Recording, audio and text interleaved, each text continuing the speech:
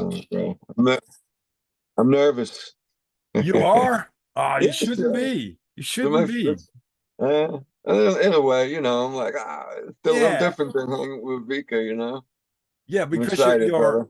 you're you're doing podcast, but is this the first time as a guest on a podcast? Yep.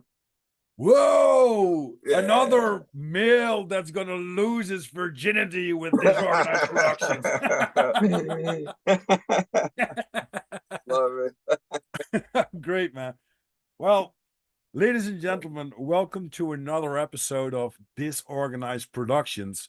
Episode number 40, if I'm not wrong.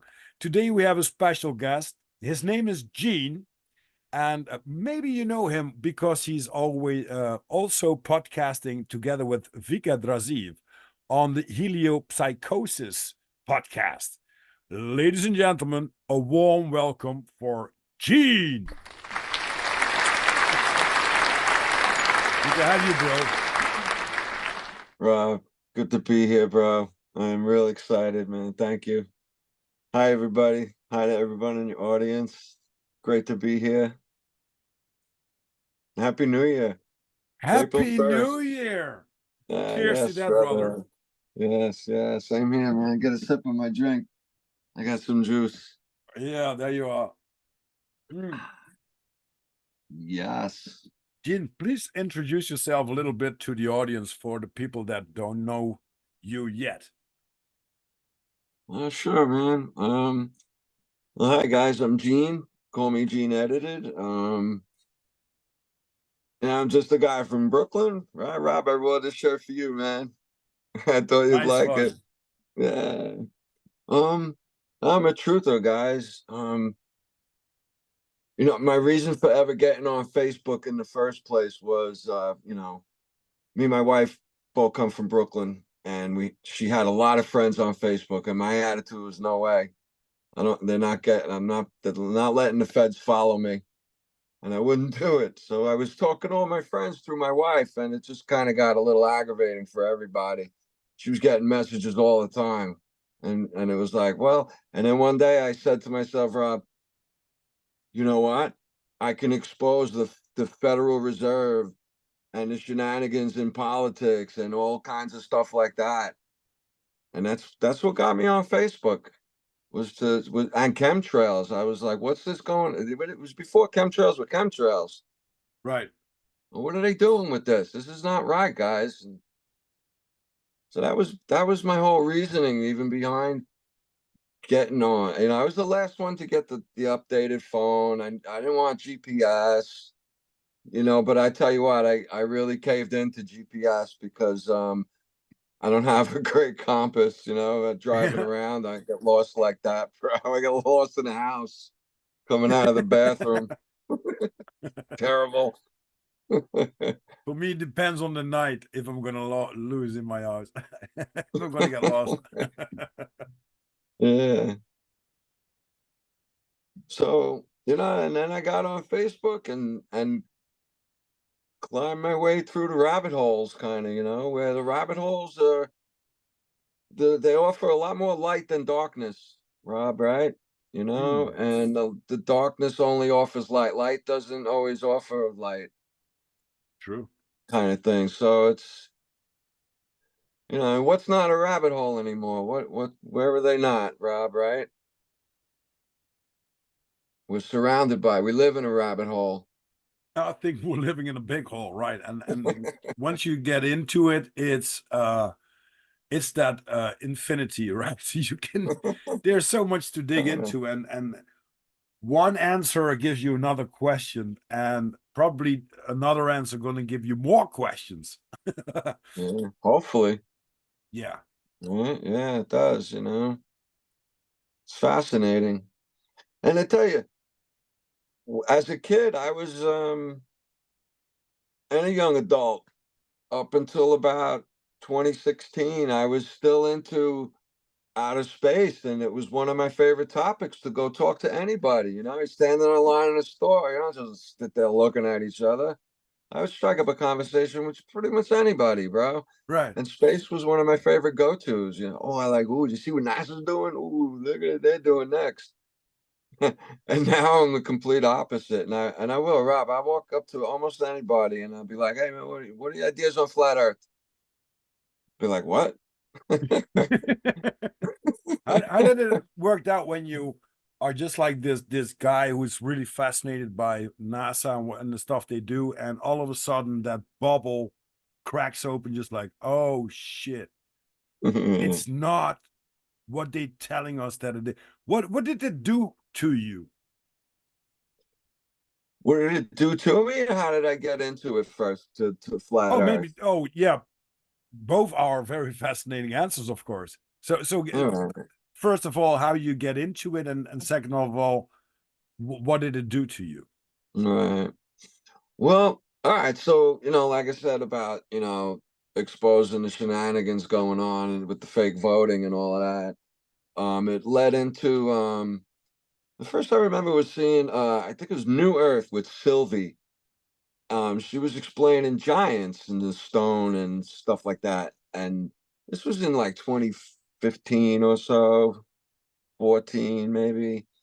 And I was just like, what? And faces and rocks all over and giant trees. Oh, no forests on Earth, I think it might have been.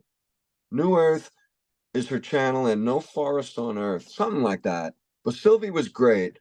And so I was into that and the giants. And then I ran into like mud fossils, and the buildings caught my attention right away. Um, and so the fake history is there. Because I grew up in Brooklyn. I was in Manhattan, and me and a friend used to have Mondays off. And Monday's kind of a quiet day in the city. We go walk around and just like gape at the stone buildings, all the churches. We went into so many buildings for months. And I wish I knew then, Rob, what I knew now. Mm, But the stonework and the buildings in Manhattan, you got your sidewalk in the street, everybody's walking around. All of a sudden, you'll see some buildings that are real old, and they're dug out of it. There's a trench dug out where you have to go down to the first floor, and it's so now it's just like, wow, there's one.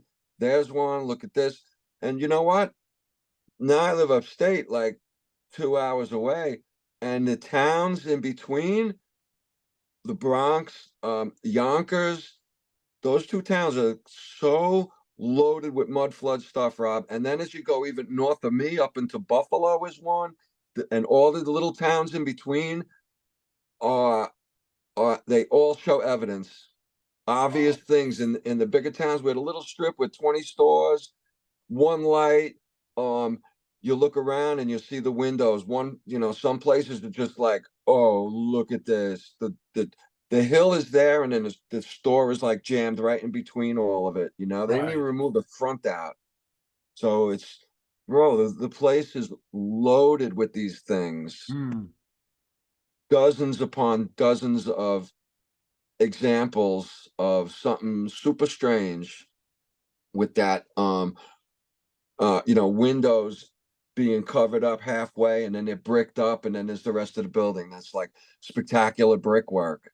right. Churches in the Bronx and all the cathedrals, the institutes, the colleges, the churches, cathedrals, post offices, police stations, hospitals, the old insane asylums, 400-room extravagant hospitals for crazy people. Hmm.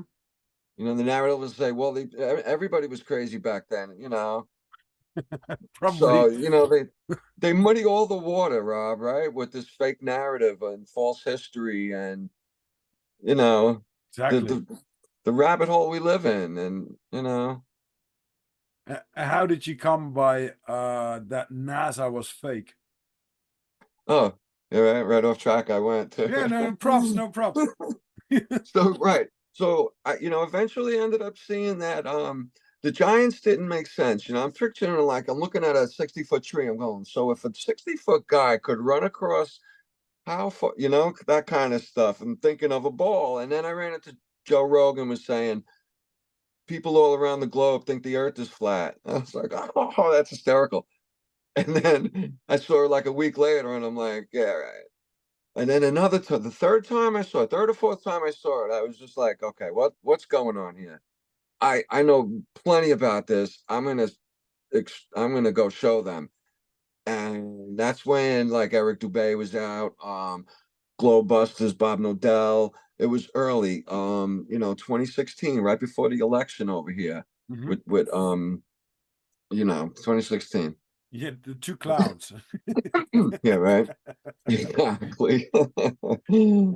um, and yeah, sure. So I went to go prove it, and Rob, within a couple of hours of being honest with myself, and I didn't want to defend it. I thought I had everything, and Right. I just with so I woke up one morning and I was like, that's I had enough. I don't even think I saw something. It was just on my mind. It was like, and I woke up one morning and I was like, yeah, okay, watch this, guys. And within a couple of hours of looking on the other side, Rob, I was like, water's flat. Does gravity holds the pressure down? I'm like, I always knew since I was a little kid being taught this stuff when I was excited in second and third and fourth grade to learn about history. It was very disappointing very quickly. Learn about science, which was, like a little tough for me, but it was still disappointing real quick. I Hmm. was like, how are we moving around? And the stars have always been the same. That since I was a little kid. Those little red flags that the angels put there for us, Rob, Right. our watchers, a god, a creator, whatever anybody calls them. Those with more, less of the world is washed into us when we're kids. That's why they grab a hold of the kids, guys, and Mm. that's when we're more connected, and that stuff's washed out of us as they're brainwashing garbage into us. Right. So when I remember those little clips of my, those they stick out for important reasons. To me, I make them important. I look for the importance in them. Right. And what was it that really opened your mind? Well, flat Earth is one, but that NASA was taking like fake imageries and stuff like that. That the whole moon landing was a hoax. Because it's another rabbit hole, and that's another thing that a lot of people say, like, "Oh no, that's nonsense," right? You just look it up. But when you look it up, you come Mhm. to the conclusion that there's no way possible that they did it, no matter what they say, right? So you can write things down and you can say, well, look at that guy in the lab coat who's telling you that it is, but if you take all the evidence there is, that there's no way that we can get there. So Yeah, it's what does really that some to you? terrible evidence though they offer, right, bro? It's Yeah, not even real yeah. evidence these NASA guys are offering. And not, I don't, after that day, I was sort of dumbstruck when I realized about the water, the pressure, and I, it couldn't have been too long. It could have been that day. I didn't want to hold on to any of this stuff, Rob. Hmm. I always had like, there's issues here. Then I know they weren't telling me plenty of things, and I didn't figure out a lot of it. I still thought some people in the government was still trying to help. Like the smaller guys, and then that might even be true. But you know what? Those smaller guys trying to help, they don't get anywhere. Mm. They don't rise anywhere. All of that. Those people who are trying to help, and I'm convinced of that. They don't really get anywhere. They're there for the show. Oh, vote for this or that, or you know, people, cops. I don't have faith in any of that system stuff. The medicine, the food. I got no faith in any of that stuff. I have faith in people like you, my brother Vika, who I want to say thanks, bro, for bringing me along, Vika, with you and having me with you, brother. I know he's out there. Maybe not right now, but Yeah, shout yeah, out he's to there. Yeah, yeah, yeah. And it's an shout amazing out to group my where we're at. brothers, my sisters out there. I love you guys, and no, he's my big bro, man. I learned so much from him. That guy is like all the time. Oh, he's the level up. How did you come in contact with Vika? Me and Vika, along with a bunch of other people who some are still around, we're on Facebook. Um, right, within a year before Flatten the Curve came out, so 2019, somewhere in there. And I was in and out of Facebook. It took me 2 years, Rob, to say anything public about being um a flat earther. I was talking about the fake moon landings, Hmm. you know, anything around. I was hinting towards things, evolution. How did this? What about? I wasn't really comfortable saying, but what happened? I shared something from a flat Earth group, and I was like, "Oh well." I kicked the door open, didn't mean to, but this is I fucking man, I went crazy. I was like, "That's it." I doubled down, and I got into these all conversations with family, friends. They were like, "What the Right, fuck?" right, yeah, yeah. Somebody's going to be right for the loony bin. Yeah, I belong in one of those institutions you're talking about. Hmm. So no, it was fun. I was like, okay, here we go, man. I just, went down the roller coaster standing up. It was great.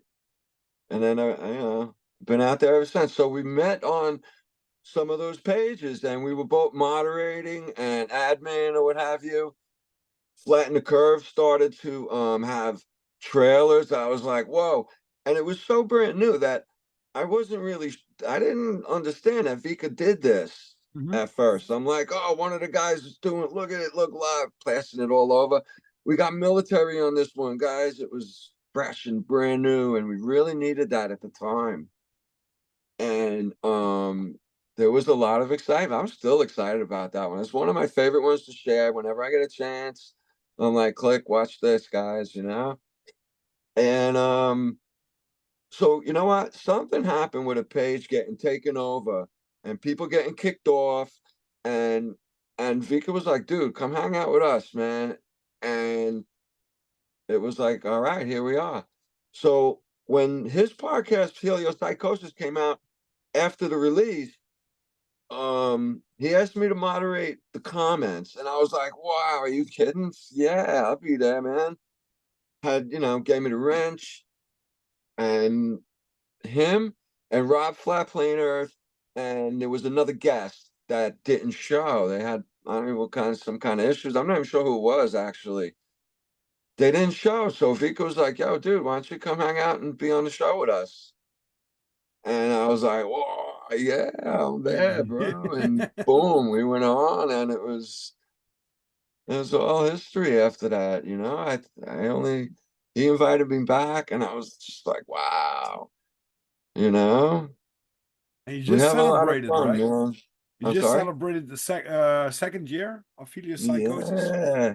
Wow, Oh, about at least 100 shows. At wow, least 100. Yeah, because we could count like 85 or 90 or over the, and there's some that are not around. They got yanked off or what have you. But about 100 shows, bro. wow. And you had It's some like, very wow. interesting guests also. I listened to a few episodes of them. And for all the guests that are listening, if you are not into flat Earth, please watch Flatten the Curve. If you are in flat Earth but you're still not convinced, take a look at Flatten the Curve. And if you say, "Oh, this flat Earth bullshit and stuff like that," okay, be my guest. Watch Flatten the Curve, and yeah, write some comments down below on Spotify. You can see the contact, or on YouTube when it's on YouTube, just to say what's your point of that, because there's so much evidence collected and it's so brilliantly made, high quality. People from the Marine, pilots, uh, military personnel that all point out that everything they did and do is based on the flat Earth. And it's a tremendous documentary Vika did, and also with the mechanical realm. So that's a little bit hard, I think, for a lot of people to dive into if they don't know where it's about, right? But when you like first take the look at flatten the curve and then the mechanical realm, it all makes sense because it's been pointed out that the devices that we navigate with are like thousands of years old and can be debunked. Can be. That's the funny thing, and that's the great fascinating thing about it. I think, Gene. Oh, right. I couldn't agree more, honestly. Yeah, guys, flatten the curve is really a groundbreaker for yeah, especially if you're a beginner or you know someone who's a beginner and wants some like fundamental information that is so yeah, you can't beat it, the pilots, submarine construction quality control guys up there. Um, you know, we've had plenty of the guys on our podcast. Vika, I happen to know that Vika's working on getting some of those guys on your podcast here, Rob, and I'm looking forward because I love this podcast, man. You got some great guests on here yourself, Oh, and thank you. I love the. Oh, that's great. I love it, brother. I appreciate your time, man. Thank you for asking me. And I picked this day, because I was like, New Year's, man. This is my Yeah. first podcast ever, like aside from what I do with Vika. Hmm. And I'm psyched. New Year's had a great winter. It wasn't too cold, and I was, even through the cold, I don't like the cold, bro. Hmm. So even through the cold, I'm like, talking to the plants that are coming up in the spring. I'm like, I hope you guys are right. I'm fucking freezing here. Yeah. Connect with nature. And I do, man. I do, I love, this they're in the ether and so am I, you know? Yeah, I think you have a great point of view about that, about the ether, like dark matter. What is it to you? Because you were pointing out in one of the podcasts, there's something between the space of me and my devices around here, but all of it is connected, right? Mm. What's your point of view Oh, about that? Because I think you can point it out a little bit better than I did. I don't know. But what I think is honestly, bro, everything we have here in this physically dominant world is like a cheap ripoff of what the creator really offers us as beings, as entities that he loves. He loves us, We do have choices. I think somewhere down the line, man, and the bad took over, and it's a mental thing. They took over the kids a long time ago. I don't know if it was a battle or a slow, insidious encroachment upon the good. I don't know, but something happened because if guys like you were running the world, you and Vika and me, there'd be nobody running the world because we don't want to run the world. No, no, we don't want. We just want peace and harmony, man. Yeah, This there's other ways to do this, this is not being done by accident. You it- know. it's really hard that with a lot of things you have a choice, but the system doesn't give you a choice to get out of it. The system doesn't say, okay, are you all with our group or, go fuck yourself and do your own stuff. That's okay too. No, no, no. You have to be a part of the enslaved, imprisoned system somehow. And of course, Yeah. a lot of people are fed up with that idea too. And, Yeah. change life before it changes you is what I'm saying and what I'm always trying to preach. And that can only be done when you're truthful to yourself and positive mindset and skip the negativity and not listening to the news or watch the news or stuff like that. Sometimes, like the big bangers, like the bridge that they blew up probably, I'm going to get something of that and I'm just like, okay, fine, and I'll leave it because I think that, pointing back to the ether, when they throw something like that out, it doesn't matter if it's true or false, they can harvest the energy we are spreading in the ether with a lot of people with consciousness and harvest that to for themselves, I think, in a way. Don't know if it makes sense what I'm saying now, but No, I think it makes great sense, bro. I really do, you know. Yeah, those thoughts are there. We are. I don't think that, we're connected by phone right now. It's just there's no delay. And I think it's all reverse engineered out of these so-called, superheroes who can fly and who can send mental thoughts and maybe the technologies that they have these mysterious pictures of, teleportation or something like that. You know, for the biggest thing I think I got out of watching afterwards and during and especially afterwards, man, after watching the Mechanical Realm is really what happened with the people who had that system of gears that had no history that went missing, and all of a sudden it trickles back into society. That's wrong. I don't know. I'm yeah, not buying something fishy. Yeah, and Out just of what here with the and Mhm. just what Vika pointed out is like, no, it has been made and it's been found in Greece. That doesn't mean that it's been dated on that time and made in Greece. And there are a lot of So other devices showing up from all over the world without any digitalization and stuff like that. And when you have one right now, and when you wind it up, it shows you exactly the stars, the planets, the day, everything you can probably imagine. So that would oh. probably be stupid people riding horse and buggy and doing stupid stuff and Fire, being in the dark ages, right? you know. I Mm. never thought too much of the Dark Ages, but now that you see what they're saying happened, no advanced technology, nothing really happened to advance in science or whatever. But they got these buildings coming out of that era. Uh, at this point, Rob, I'm almost feeling like there's almost hardly any old towns. At least it got to be worldwide, I would imagine. I'll stretch out on a limb to say quite possibly, but at least in America, yeah, there's no old towns without evidence of this stuff. Mm.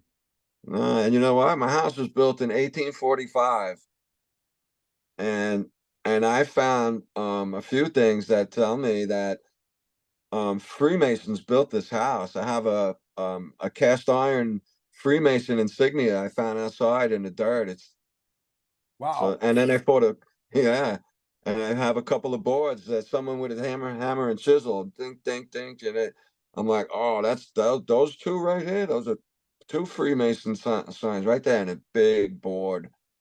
Huh. What's your take Yeah. on the Freemasons? Are they bad or are they just advanced or maybe using stuff that we didn't know about and point them out as this is a secret society or whatever? My take, honestly, would be it's these all these organizations and companies or what have you would probably operate in the same mannerism of the compartmentalization, need to know basis, levels of understanding, Mhm. hands secret handshakes that tell you I'm only halfway there or whatever have you. You know what I mean? Yeah. There's buildings it's got a certain sign on the building, you can't go in there. They kick you out or they kick you in if they find you're not in the building.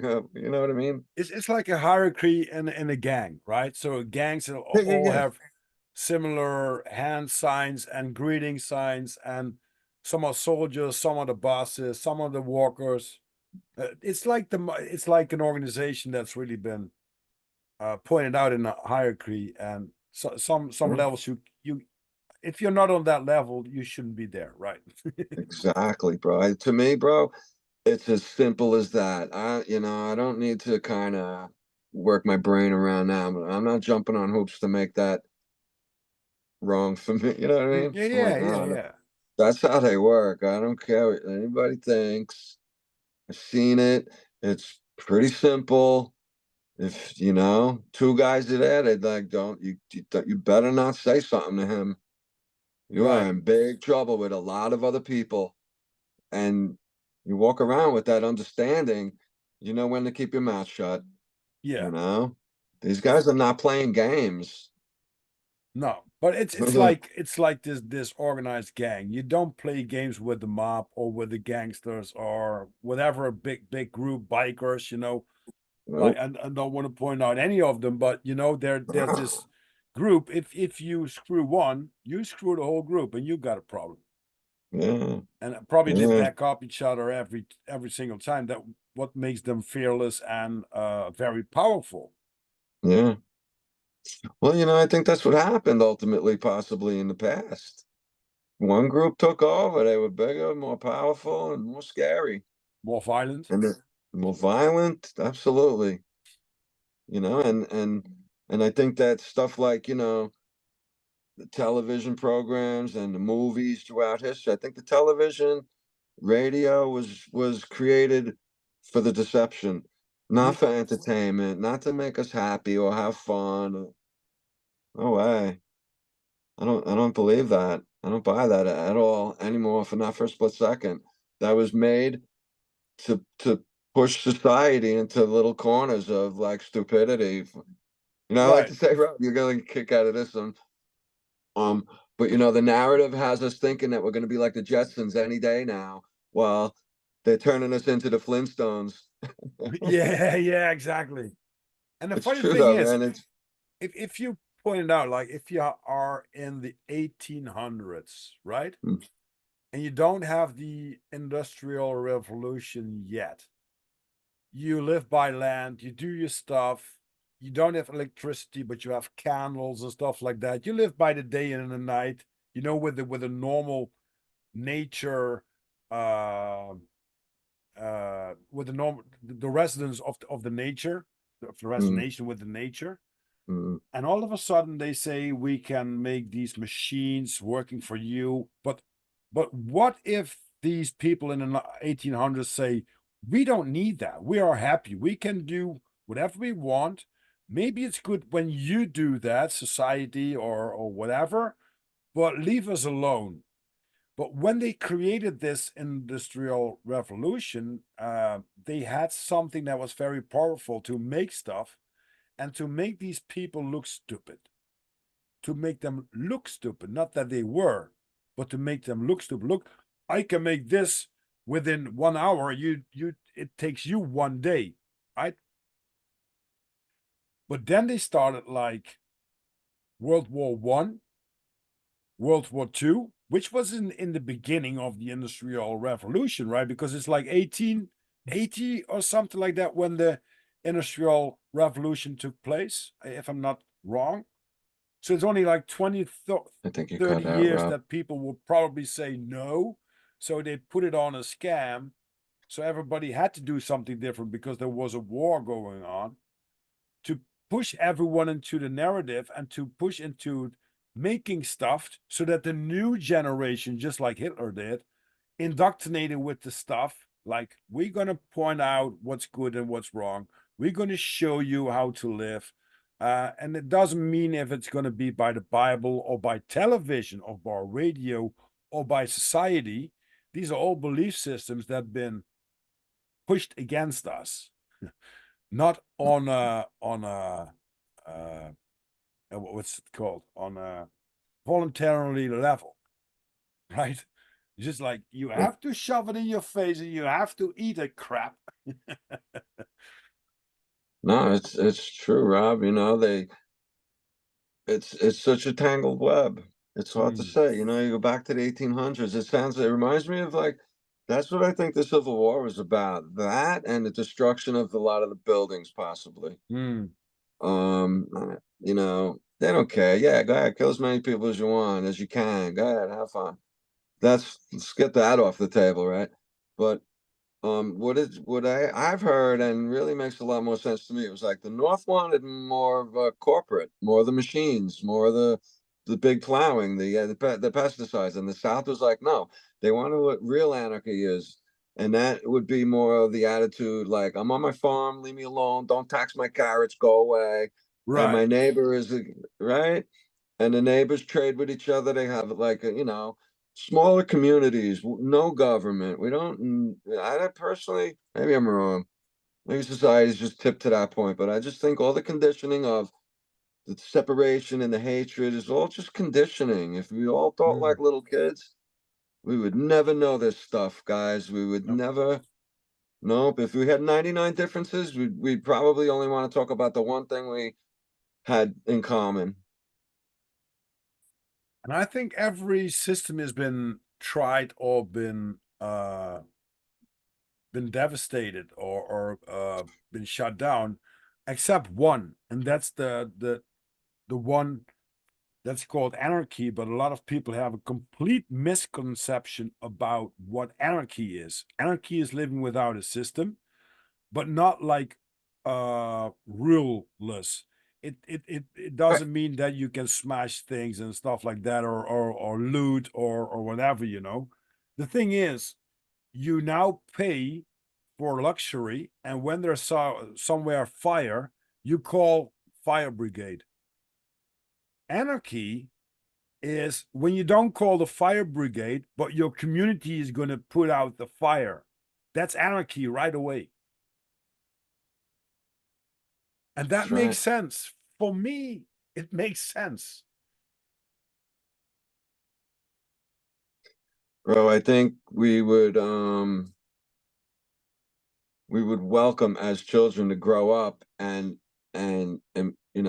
deliver that attitude and lifestyle to all of our brothers and sisters without question. If if these guys weren't involved with what's going on so heavily, Mm, I believe that in my heart. I don't think God wanted us to grow up and be like men and women like this. And mm. I just don't. We're all children in our heart, I think. you know All that's God's children. exactly. Think of something that's been alive for a few hundred years, like the trees. Right. They live for a lot longer than us. Imagine. I think about stuff like that. What's it like to be a tree, man? I Man, just maybe one day I'll understand that better.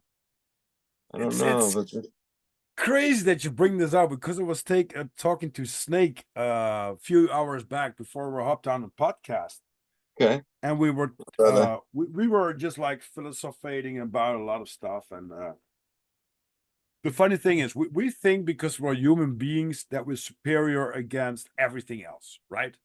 But everything else in this world, no matter where, if it's flora or fauna, has first of all a right to live, and second of all has a mechanism in itself to survive, just like we. But because The we healing can talk to system. stuff and stuff like that, and we can see each other on a camera, doesn't make us superior to other things. And now coming back to, we were looking at what was the oldest flora, and I had to put it out. I will search that. I think it's are some trees that are more than 80,000 years old. But they also found mycelium, Mm, which is approximately between 315 and 580 million years old. that's interesting. And the oldest animal that still lives on this planet, it's a clam. I don't know what a clam is, but they found it in Iceland in 2008, I think. And that animal is 507 years old. So how could we be superior to all these things that we just mentioned when we just like, well, most people don't reach the age of 100 because they're going to die soon, right? So how could you say that you're superior when a tree could grow up to hundreds and maybe thousands of years? Right, and above and below the ground as well, right? So it's 500 feet tall. It could be 100 feet below it ground too, Oh, and absolutely. like constantly growing without moving, without really thinking, just knowing and understanding. And all I could do was imagine that stuff. Right. So I do. What's it Yeah. like to be a rock, Rob? You know, a big rock sit there for like what they call, I don't know, 100 million years or something. It's like, wow. In the spirit world, that means not. That doesn't mean anything. It means nothing at No, all. no. It's like a second in time. Yeah. So I'm like, oh wow. Imagine. Maybe Mm. one day I'll look back and say, oh yeah, that was a rock that people looked at, and some people got inspired by a rock one day, and yeah, I don't know. You know what I mean? Like Yeah. I try not to think of what the narrative wants me to think in any way I can, bro. It's Not anymore. That comes back to when you realize like NASA, flat Earth. What did that with your life? Because I can imagine from my own perspective, it's just like, holy shit. When I point these things out to other people, they're just like, oh no, don't even go to there or whatever. You know, they put you in a special corner. Is that your experience too, Gene? Oh yeah. Yeah. I didn't let me think for a second. You know, I don't remember meeting anybody for a long time that with open arms, let's say, about it. You're like, okay, that's good for you, bro. You know, and I would try to, I'm talking like mostly family. One of my first goals was how to tell my kids, that I was so wrong about so many things. I was like, but I didn't. They knew I wasn't into the school system and exactly what they were doing with them, Hmm? 10 years ago. They knew I was like, excuse me, well, this is a little more, don't worry about this and that. Yeah. And I didn't want to teach them how to just reject it because I didn't understand that. Maybe I should have been a little bit, but I didn't exactly keep them in the dark over it. I tried to let them see that, like here's a for instance, I was really kind of trying to push both my kids to go to BOCES early, and my daughter did. It didn't exactly work out the way they planned it, but yeah, no, you know what? Try BOCES, which is you leave high school to the last 2 years part Hmm. time and go take on a trade, you know. But so my son's in college now, and I send him things. He knows where I'm coming from. He's like that. Shut up. Is your wife also on the same level as you? um. Well, yeah. I mean, yeah. How do I say that?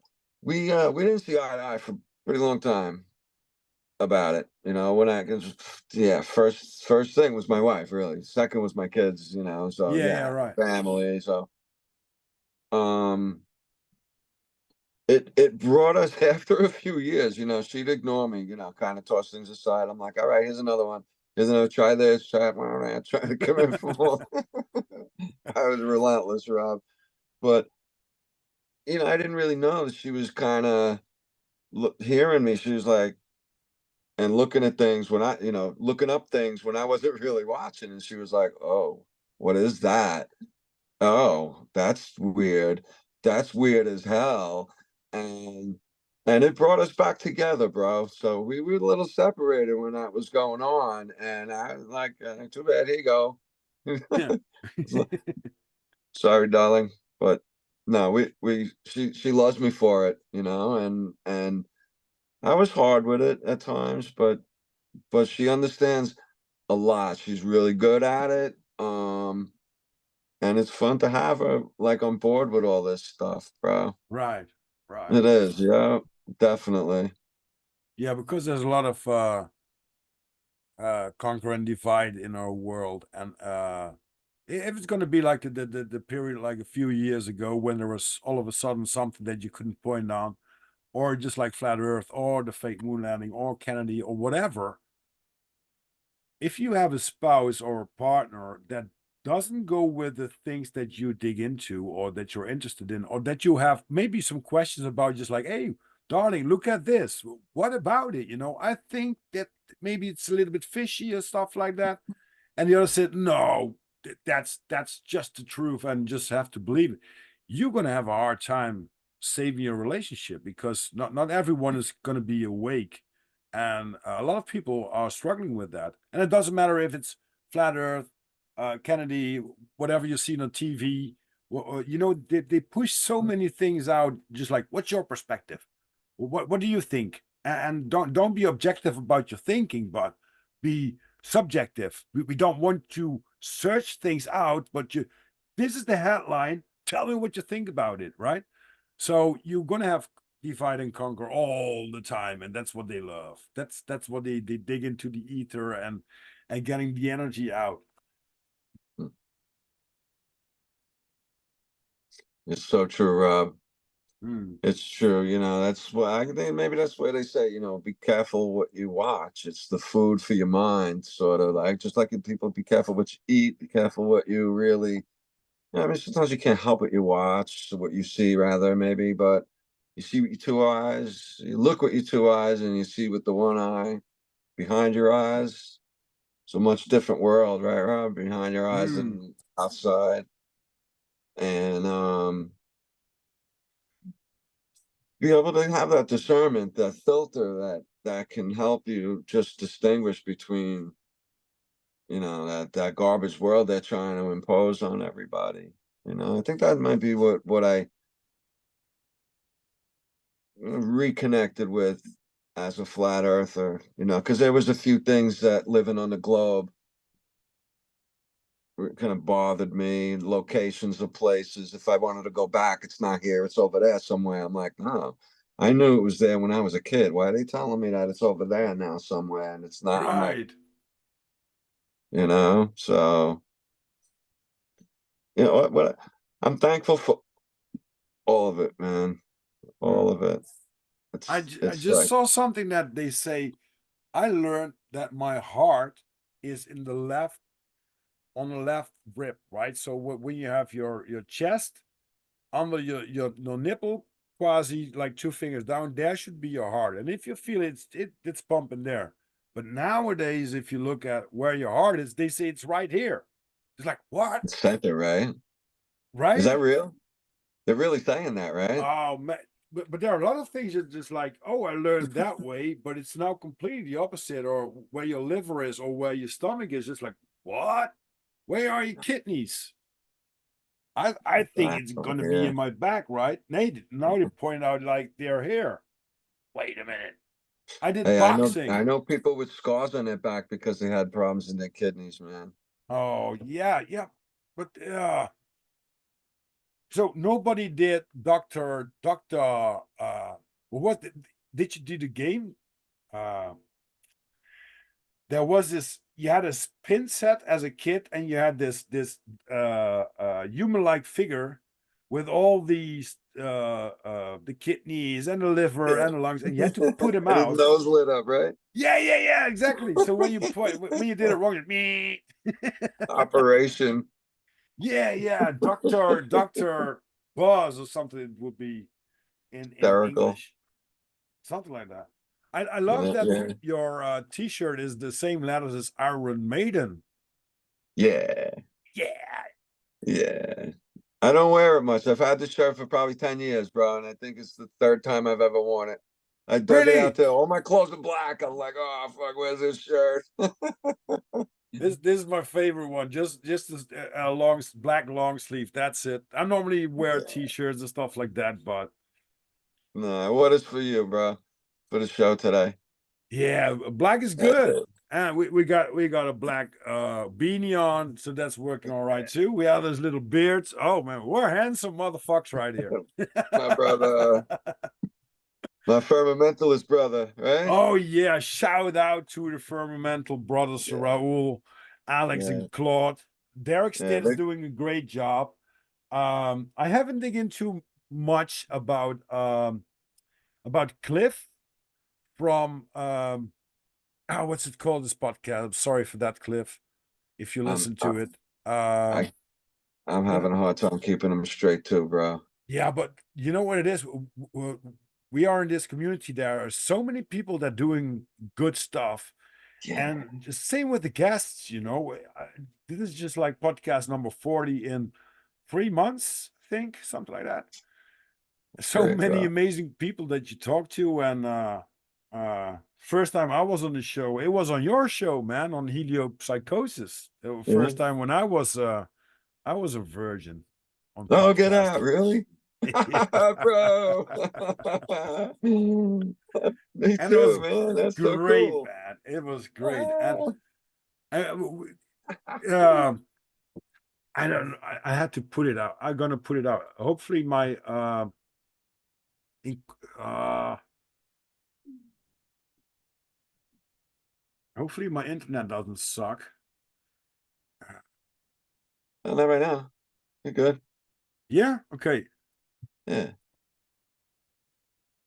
Oh, well, are you a big fan of Iron Maiden? I used to be. I was a big fan when I was a kid. I lost probably friends and affection for that band right at the same time. I have friends who like today, bro, if you don't think what they're thinking, they kick you out of the group kind of, and when I didn't Oh like yeah. Maiden stuff, I said it. Yeah, right. So when I Right. didn't like something from a band, they're like, "Oh, you're not a loyal fan." I'm really not a fan at all, but I like some of their stuff, kind of thing.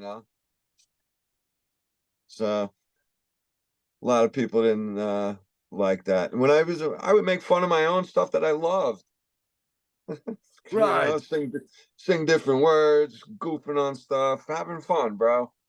And not everybody, movies and stuff when you're a kid, like, oh, look at this, that's wrong with this. And, like, get out of here. Yeah, but the funny thing is if you went, let's say you go down the rabbit hole of John F. Kennedy, right?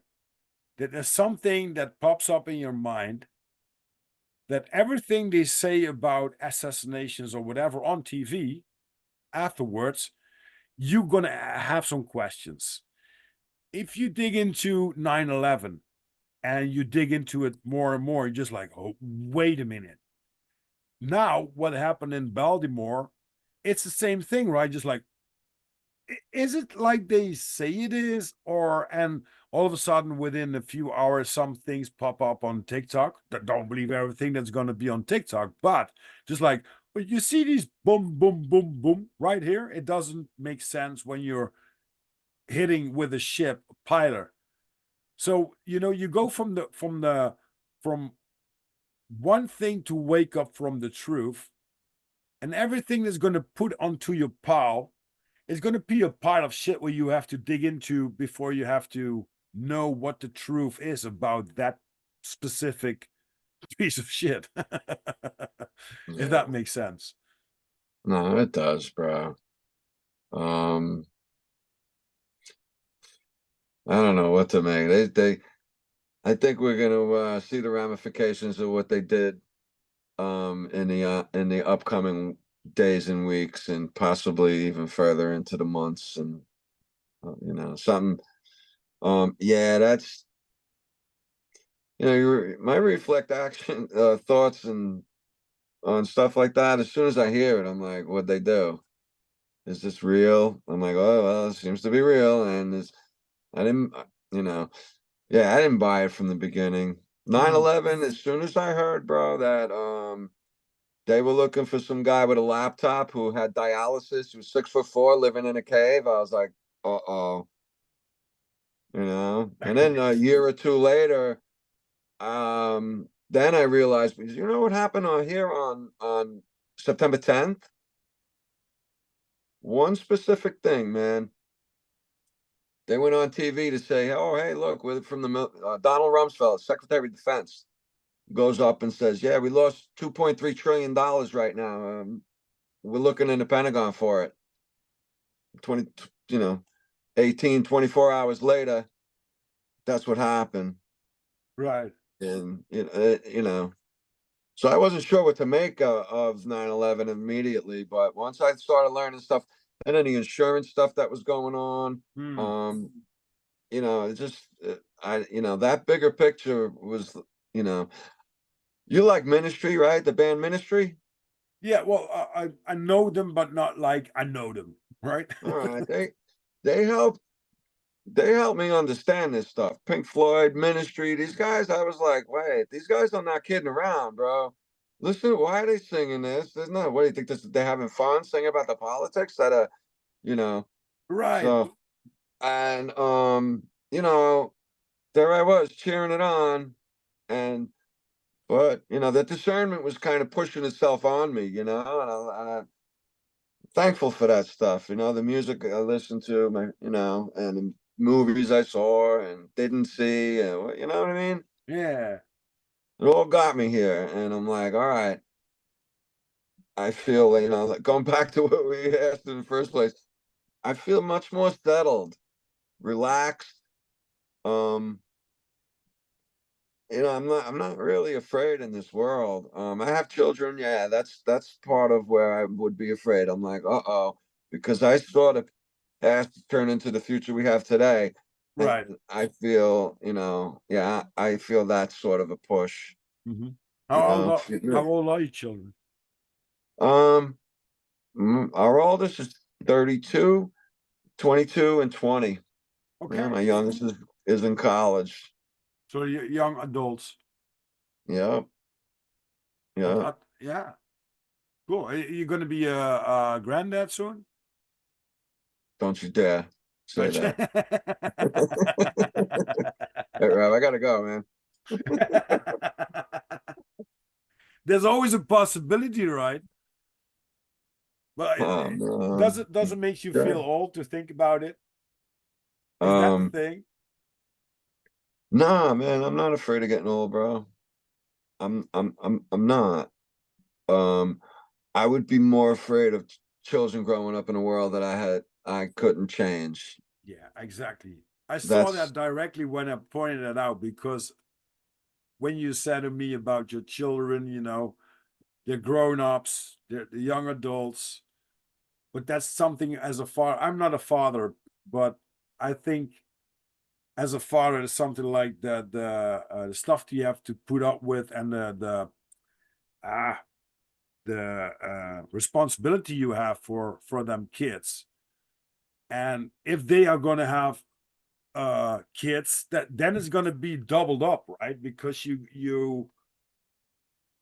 yeah, it's gonna be something that you can grab your head around directly.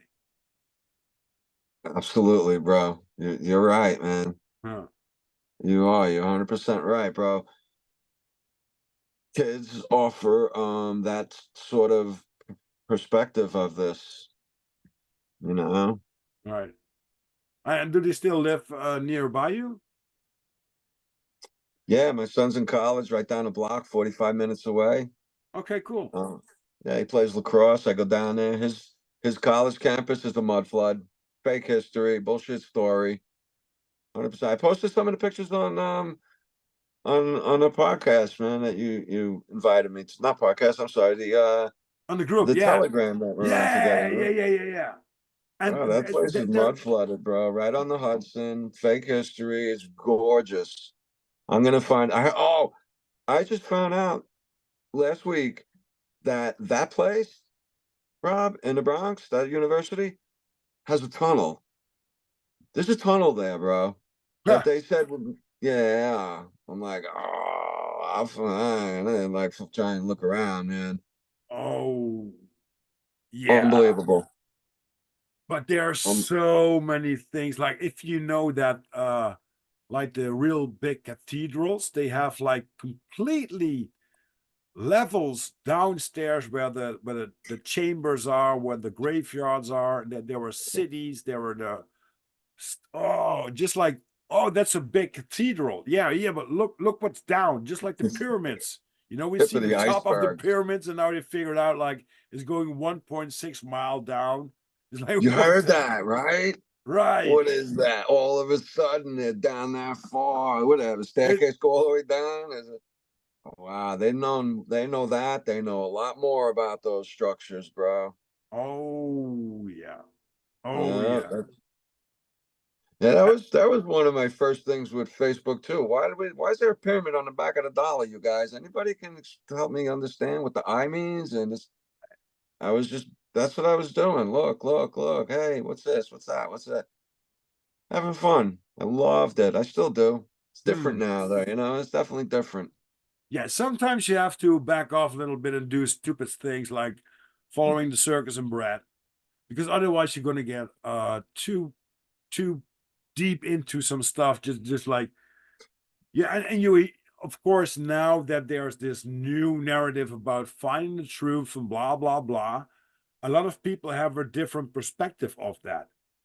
And for some it resonates and some it doesn't. So you got these already this divide and conquer within a little group. And it doesn't matter what kind of group you're in. Just like, oh, we have a different view or about the intention. We have a different view about what's been preached or whatever. Or just, oh, okay, we're in it, we're out. And uh, I think we have to see that a lot of things that there are bullshit. And we don't always get an answer to our questions. That's fine. But I think if you skip all that shit, and that's mostly the shit that comes into your brains, like the television, um, like radio, TikTok, Instagram, whatever. If you leave that alone like 1 week or 2 weeks, and you're sitting at home, no matter where you are, just like, hey, I'm completely fine. How is that come? No, I don't give a shit about the bullshit they try to tell to me to be subjective with. So that makes quite sense, right? Hey, Yeah. what about this? It's the coldest day of the week. Well, I put another jacket on. It's the hottest year that's been ever recorded in history. Well, how long did Take you the jacket record it? off. They only recorded like 150 years in history. So how can you say when you preach that we're millions of years old that this is going to be the hottest day? Oh, since you measured it, that doesn't mean anything. Mhm. Rob, go along with that. My feeling is that science and all of the studies, the history, the geography, we're taught to think that these are the people with the concrete answers, and they're going to have any answer you're looking for. The more letters, the more numbers and letters behind in front of my name, PhD, and what have you, the better off you are getting your information from these people. So they're there to defend their education, which doesn't mean it's going to be the truth. Yeah, And often it's years and years and years of after they got that education, they'll keep their education up, but the truth is coming out. And I right. think these PhD guys, they got their hands full. Hopefully, They do. I hope this system crumbles completely, and we get rid of this stuff, bro. Yeah, I think that they wanted to put internet and mobile phones out to control us, but they didn't Mm, knew that we were very intellectual people, especially within some generations, that want to dig into stuff and everything mm, which was available on the internet. Now they want to digital burn it, or you don't have any access to it. But it makes yeah. completely sense if you think about the generation. Well, I'm from the 70s. I was born in the 70s. Um, I grew up when there was no mobile telephones, no computers, all that stuff. Everything was just mechanical. And then And all of a football sudden it games, went right, Rob? into, Football games with little dots. Click, click, click, click, yeah, click, yeah, and yeah, little just like dots. that. Yeah, and even that, well, Snake, shout out to Snake Turban had anyway, but Snake on the Nokia, it was like, whoa, like Pac-Man and stuff like that. These were Yeah, advanced yeah. games back then, right? But if you see what we did with let's say the digital revolution, it was like, oh, what about this? Hey, I find something, this is interesting. I'll find something else. This is very interesting too. Oh, wait a minute. Now I can connect some dots. So I think they wanted to put it out as a control system, But now that control system is out of hand, and that's why they want to, shut it down. But they can't, because everything is been here now, and everything is relied upon. Even big businesses want to have Zoom conferences because they can work with people all over the world. They just have to dial in, and they can have a digital meeting, right? And you have internet, you have email invented by Dr. Shiva. Shout out to that guy, because I love him, love his thought, and he invented that. And look at us now. I mean, probably 20 or 30 years ago, when the mailman came in the street, we were looking outside a window just like, oh man, maybe I'm going to have a letter. Probably it was some bank thing, your account is a little bit more or a little bit less. But nowadays, if you open your mailbox, and I have several, it's just like, what are you trying to say to me with 50 emails, right? It makes no sense. And most of them I can skip anyway, because there are the scam, or are just like, you click the wrong button on the internet, and stuff is going I'm crazy. terrible with that, man. I do a lot from my phone, and my phone, if my finger swipes something and it's gone, I'm like, I'm lost, bro. It's like, oh wow, I'm not sure how to get back. And if I was talking to someone, I'm like, uh-oh, what app was that? Sometimes, I'm just like terrible with it. I'm still Yeah. trying to learn the technology and do the best that I can with what I do know, and learn a little bit here and there. There's a stupid Yeah. feature that when I'm talking to Snake on WhatsApp, on a telephone, when Mhm. somebody rings me, it cuts Telegram. my conversation with Snake or with someone else I have on WhatsApp. It really bothers me. It bothers Yeah. me because I'm just having a great conversation. Then all of a sudden, someone else's call, just like pop, And it's somebody else over. is in my ear. Yeah. I had that happen the other night on our podcast. It never happened before. I'm like, wow, I guess I'm lucky for that. I don't get a lot of phone calls. Somebody Hmm. from Florida that I forgot to block called me for the second or third time. I'm like, ah. So I had to click out, come back in. Like, Right. Tell me that's about the the. Matrix. The Matrix working with us, Rob. Yeah. The funny thing is, I never had a phone number put it into my phone from Colin Wright, Joseph Colin Wright, and I never did with Eric Finnis. So I got the contact dates via our Telegram group, right? Okay. But somebody was texting me.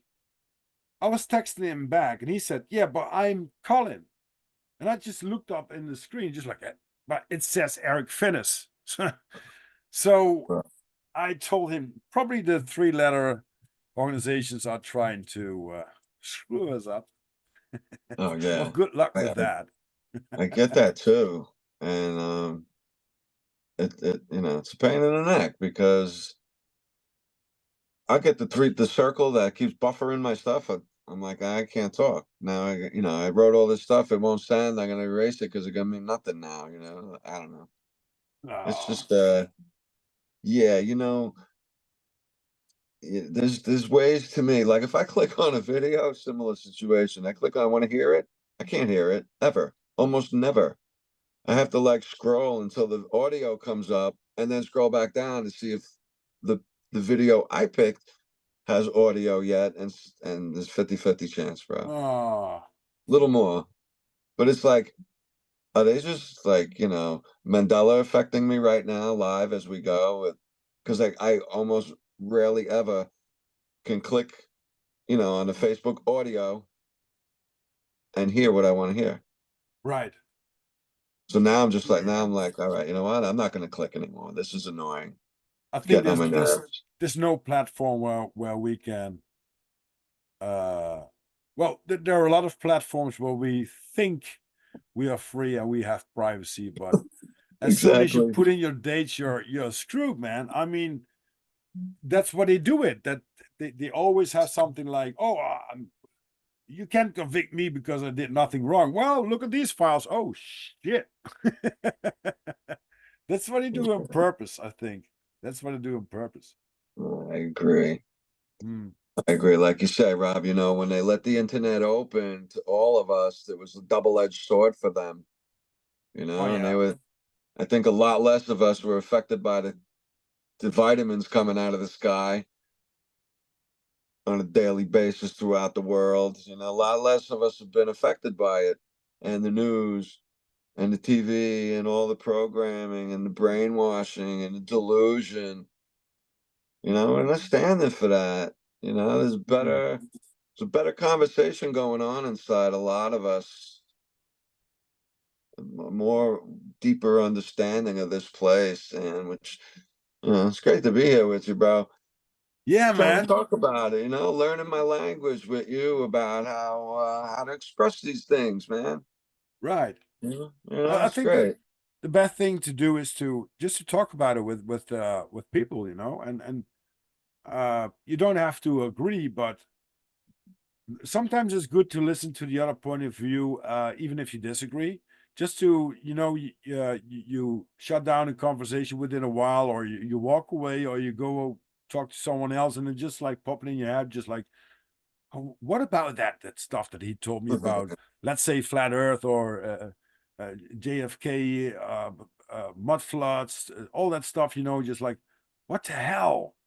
Oh, that doesn't make that a lot of people that I talked to did say, oh, this flat Earth nonsense, for example, is so much bullshit. I'm gonna debunk it within a few minutes. Yeah, and everybody just like, all right, we're now part of the community that everybody spits out. Everyone doesn't want to listen to. No one wants to see the proof. And if we're gonna say, okay, this is our proof, and what's your proof? And they come up with this little line, just like, it says, I saw it with my own eyes from a plane. I got 200 proofs to debunk that. So what about that? Yeah, but I saw it with my own eyes sitting on a plane. It's Well, fun. It's fun. they would be the first person in history. Yeah, yeah. I told them Yeah, even your own scientists debunked that shit, and still you believe, you know. But that's okay. Yeah, well, it's okay. Sometimes true, it's really fucking frustrating, to be honest with you. Just like, true. Yeah, why? And that's the thing, also, right? So if you see something that's really mind-boggling, and you point it out to another human being, which you think that has the same capacity in their brain to think about some stuff. You point these things out and maybe have some questions, or they will agree with that what they saw. Then you can have a discussion. But I don't get it that sometimes I'm showing people stuff, which is like Vika's documentary, and it's like 1.5 hours. And within 5 minutes that I'm going to send this link, they're going to tell me, "Oh, that's bullshit." yeah, How yes, could you see 1.5 hours of documentary and made up your mind, and say within 5 minutes it's bullshit? yeah, It's I think that's the most frustrating thing for me now in life. That some people just like can't think for themselves. and Can't think. and this goes, bro. That's they take the kids, they fill their imagination with garbage and information. That we're taught to, you know, learn from these people, Hmm. and this kind of group extends into, from school to television. It's kind of like molded into one creepy thing, and I see a lot of it. We call it, bro, that's how Vika got the name heliopsychosis, because they taught us that we're living on a ball flying around a vacuum because of ancient gravity. That's a children's story. Which is the But theory. that's a crazy thing you tell a kid, and then tell them I was only kidding, you know? Yeah. it's a little bit like if you grow up in this society, it's just like what I sometimes found out like to show. It's like when you're a child, first of all, you have to crawl, right? And then you have to walk. Well, once you walk, you have to sit still. Then they learn you to talk. Once you can talk, you have to shut up.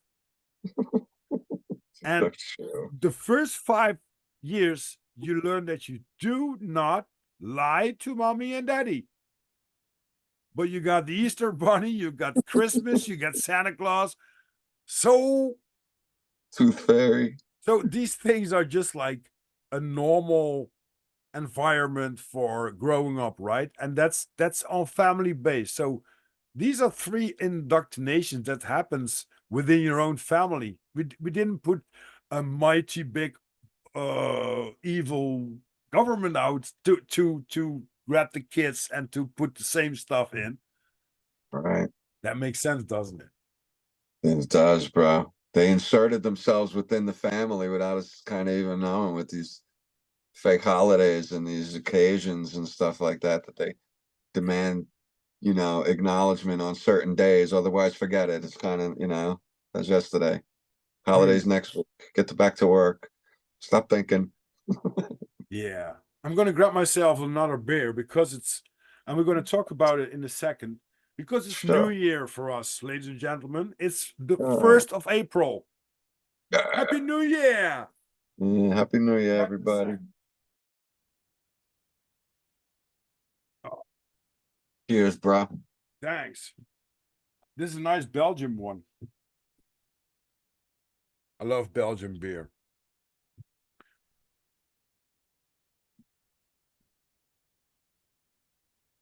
Very cool. So is it kind of like a local for you? Um, well, the first beer that I had is from like 5 kilometers away, which is one of the best, or for me, the best brewery there is here in the Netherlands, which is called, I don't know if I can make off, I don't give a fuck. Hertog Jan. This is from my neighborhood.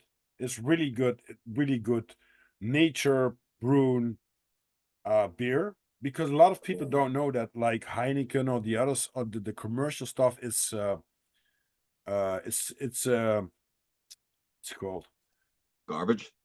yeah, it's close to water. It's chemically brewed. And this is one of the beers here down in the south of the Netherlands that isn't.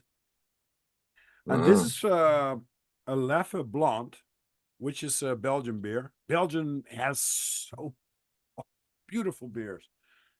Are they like microbreweries? Well, probably from Well, American perspective, yes.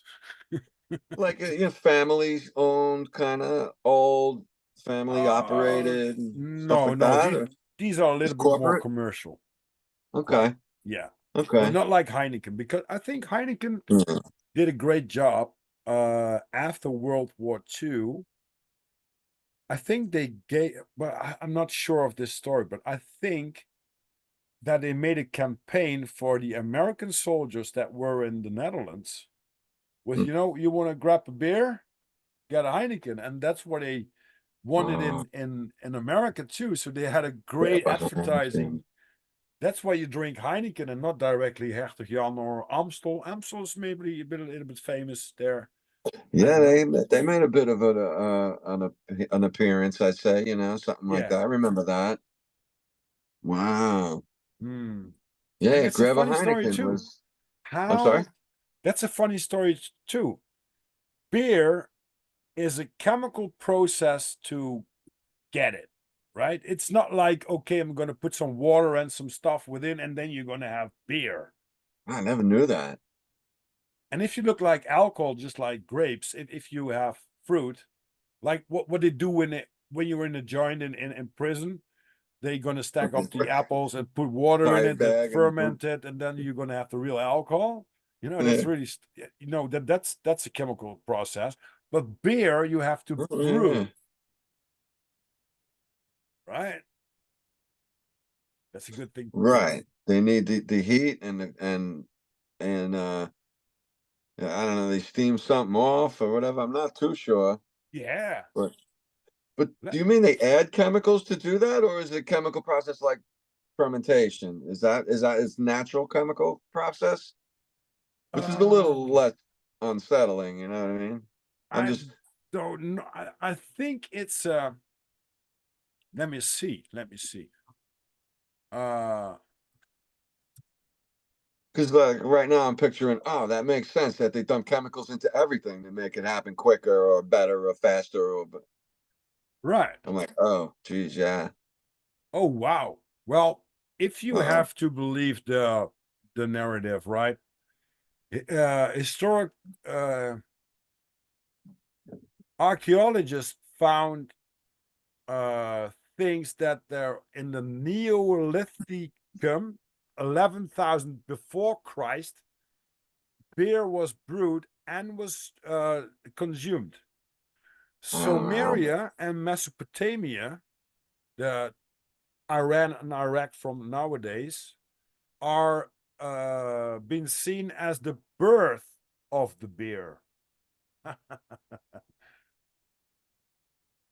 I don't know. I don't think, you know, And I'd like to see some more of that. If there's reasons why they say that or whatever. I don't know what I believe from the narrative, Rob. oh, that, that's one of the other things, right? So, I need to find an answer on Google, and I got the answer, and it's just like always be a little bit skeptic. Yeah, definitely. Mm. Like someone asked me recently, what would it take? The kind of question, what would it take to have you understand, bring you back to living on a ball? I'm like, evidence of it. There's zero evidence of any of that or any of the talk they offer about it. I'm like, sure. If I found out right now that I was wrong, I'd be like, you know what? My mistakes are here, there, and everywhere. And I want to have an understanding of how to explain how I was wrong, just like I was in the first place. Right. When I was, like I said, space was my favorite, one of my favorite go-tos for a stranger or family, or those numbers were fun, bouncing those numbers. I was like, Yeah, oh, this yeah, is great. Look how smart I am. You don't. yeah, but that's the thing, it's not like, oh, we want to be punk, like the old days punk, with the mohawk and with the destroying things in the city and stuff like that, anarchy in the Yeah, UK and stuff like that. Punk in the way that we want to say, oh, flat Earth. No, we there are some things you have to dig into before you get to the point that you say, all right, I collected so much evidence for myself. I can't talk about it with a lot of people, probably none. And I had to make up my mind. And one day you wake up just like, fuck, this globe Earth doesn't make sense. And when you go into more groups, especially now, because it's like the last 2 years, it's like a snowball effect, right? That there's something coming down now. It first was a few flakes, and now there's something like lawines coming down, and they can't hold it because when he shut me down, other people gonna join up. If you see like Tyler Hansen, the fittest flat earther, shout out to this guy, Sean Tyler, yeah, Hibbler, great guy. with the Old World Order, which probably is going to be also about mud floods and stuff like that. Oh, I I can't don't wait know, to but see Old World Order, bro. yep, I yep. can't wait. That's gonna be so good.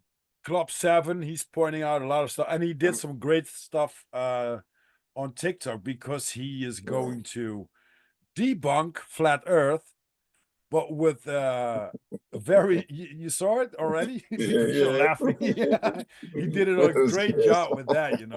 Just like That everyone was who great. wants to dig into, oh, flat Earth is idiocy. Oh, here you got your theory. Oh No, man, and no, it's the creativeness of the truther community is great. Is far more in you know fun and interesting to me. You know, not saying that if you're not a flat earther, you're not fun or interesting. I'm not saying anything like No, that. no, no, no. But you know what, I don't know. I just find that it's a really awesome community. You know, I know some old people, man, that I've been friends with for a really long time, and if someone who was a fireman at 9/11 who still thinks that, you know, what the narrative says, all of it, bro, Mhm. all of it. As soon as that bridge fell down, he was like, "Oh, look at that, poor guy, lost his power. Bridge fell down," and that's, you know. So I this point now, you know, he was hammering me, so I hammered him back, and he stopped hammering me, tagging me in NASA things. I asked him questions. He said all he could do was ignore me. You know, Yeah. because a couple things. He's kind of it's hard to explain the guy, man. But he never offers any real decent explanation. I think he's just trying to break my chops. So I break his chops back better. Yeah, but I think that, and it's really hard because we're very delight delighted to be showing them where to look at or to explain stuff. But just like George Hobbs, shout out for that guy too, points out every time, a lot of people that defending the globe don't know the measurements and all that stuff. You know, how many miles are the moon away? How many miles is the sun? How many miles do we spin around with the earth? So basically, we're spinning around with that 1,000 miles per hour. So when I lift up a helicopter here in Amsterdam, I lift off and I wait for 1 hour, then my world should be 1,000 miles away, right? So I would be end up like Austria, something like that. Just Cool. saying. Well, guess what? It doesn't. Uh, I was and talking you to know, the Snake the other day with explanation that. for that is a little. I'm sorry. I was talking to Snake about that stuff all the time. All the time. We're talking about a lot of stuff, you know. A He's lot of great, stuff that bro. doesn't make sense in our eyes. Oh yeah, He's I want to touch he's base with you. deep, bro. That guy thinks like way past everything, man. Yeah. Snake, Mm. what's up, bro? Are you also believing in the 13-month calendar? You know what, bro? I'm not sure what to think about the calendar, but the one we're in, we could get rid of it. Yeah. There's something wrong. I don't mind. You know, it's like they give us 6 hours extra every year, and we celebrate leap year every 4 years. And that was always weird, but I didn't think too much of leap. You know, April Fool's Day was always fun, kind of thing. You know, Uh-huh. so um, but no, the 13 months makes more sense, but I think it doesn't line up exactly. No, And true. that doesn't bother me. It's like, you know what they say, bro. It's called my buddy Gene Techman hammered this one for me. I heard it a couple times, but he says falsification is independent of replacement. I'm like, oh, I love that. Thank Hmm. you. That's the way. That's it, man. That's fake. What is it? I'm not too sure, but that's fake. I don't know. I'm okay. That's all. That's it. Yeah. If Did I you can't also had in explain it, America like, sorry, 1 hour that the time skip now? we did Last that a couple weeks ago. couple weeks ago. We did it Yeah. just like this weekend. Right. Right. So that makes Yeah. no sense either, right? So you're Nope. probably a few hours like behind of me. 6. 6. Yeah. Yep. But if you go to the cross border to I think it's Alaska and Russia, there's a 3 hour drive, but there are like 21 hours difference in time. Well, what the Yeah. come Right. on. It Right. makes no And sense. it's the opposite in the South. You Right. know, you drive 21 hours. There's only 3. It Right. It's Yeah, but backwards. that's screwing around, you know? It's like this Totally. hour, just like okay, we're celebrating Eastern. So for us it's New Year. And if I go outside, especially last weekend, it was beautiful weather. Took my bike out for a ride, looking at all the flowers that blooming up, all the trees and stuff like that. The birds starting to sing. Everything is in motion. 3 months ago, 4 months ago, like 4 months ago, it was like New Year's Eve. It's cold, it's dark, there's nothing fun to get outside, especially when there's a harsh winter. You have to celebrate your freezing ass off, Really. and it makes Well, no sense. And a lot of people are in January, they are just like chickens without heads. That they're, oh, I don't feel like it's New Year already, and I don't know what to do with this year. That they're just like walking around with chicks without heads. And then in February they're gonna get familiar to it, and then all of a sudden when there's Easter and everybody goes outside just like, oh, happy, happy, happy, because there's green everywhere, the flowers are blooming, the birds are chilling, the weather is good. Yeah, why don't you celebrate it? And it's with the solstice, right? Oh no, the equinox. So last week, the 21st of March, we had the equinox. It all makes sense. Well, to me. yeah, To me. I, Cheers, I brothers. agree. Mm. I couldn't agree more. And also, bro, that's something else that kind of stuck out with me as a kid. Like, really, this is New Year's? Why not in spring when everything starts? Like a new year would maybe start. And I kind of thought of it as, all right, I'm taking me being like belligerent against the system too far with this. What do I Mhm. know? It's New Year. I don't know any better. Yeah, yeah, right. But hey, hold on. I was right. Even as a kid, Rob, I joked around saying stuff like, there are no days of the week. It's all Friday or Saturday. That's it. You Right. know, that's it. I don't know the That day was, of the week, to be honest with you. I, no, I, I don't I don't believe in time as the way it's been projected to us. no, And a lot neither of do people I. think, oh, what are you trying to say here? Well, just like exactly, I sometimes have to ask someone just like, what day of the week is it?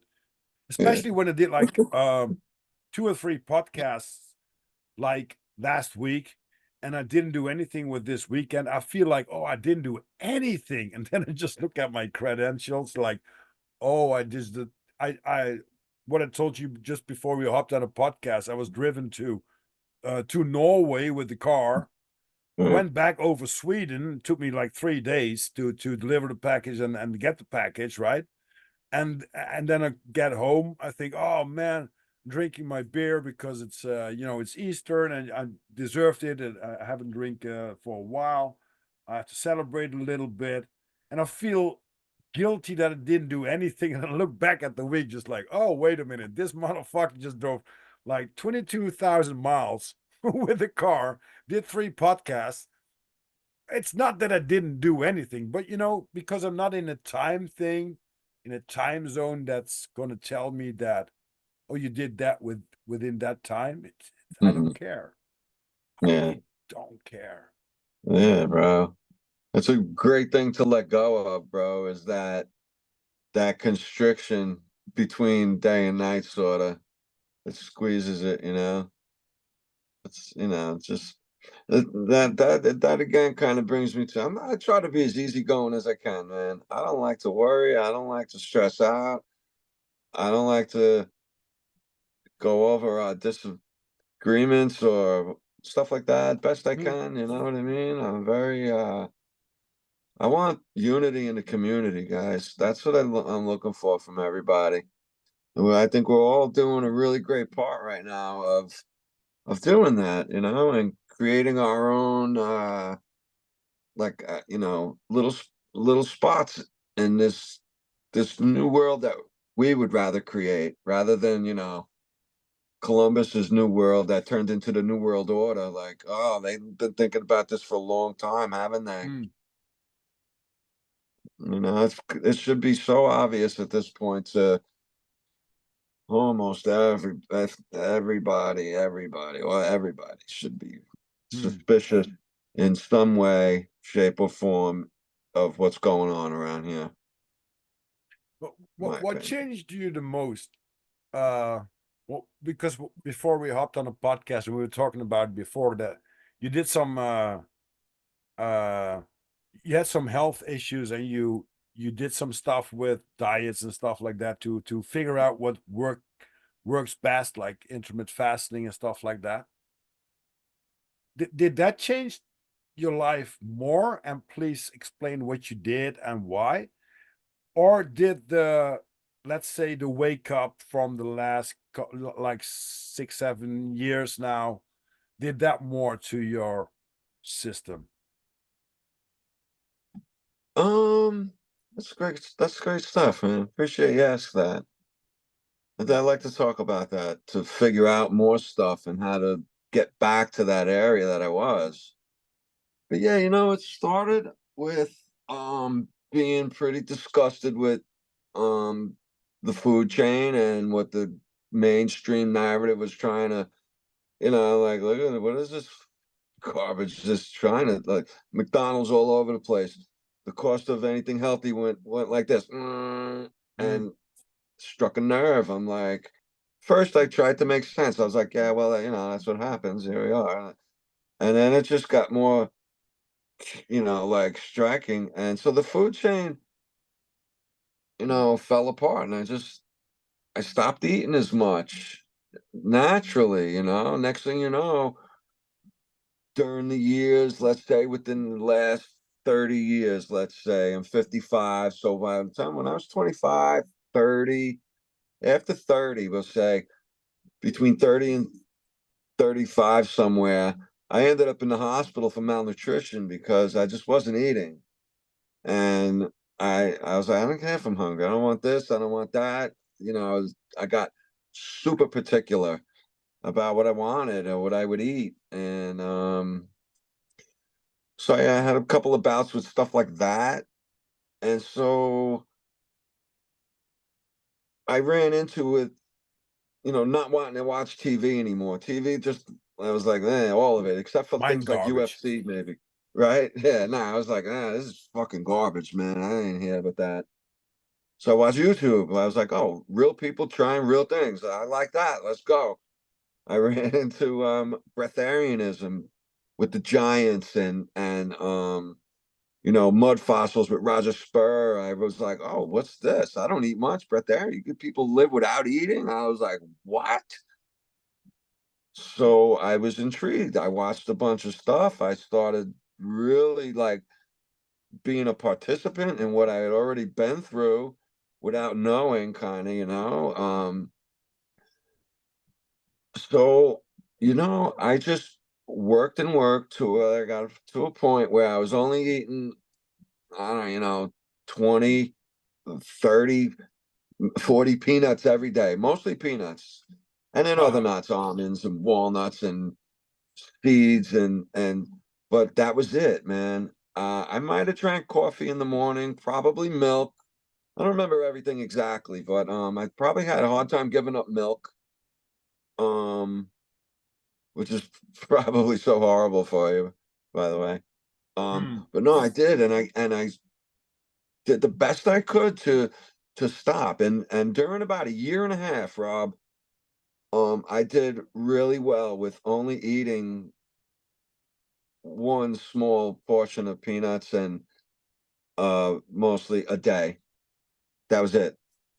Every third day, every twice, 3, 4 times a week, I would have a fruit, one peach, a Hmm. banana, and that was it. And I would go a day or two with eating nothing. I didn't eat anything. And I found it to be very meditative for my body to not have to process like anything. My body Mm. could just do its thing. And and check this out, bro.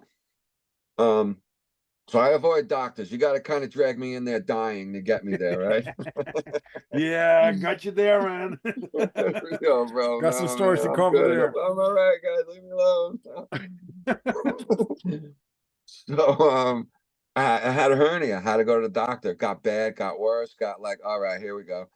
And I hadn't seen a doctor in a couple of years. And he knew me because I already had surgery on my neck, which was horrible.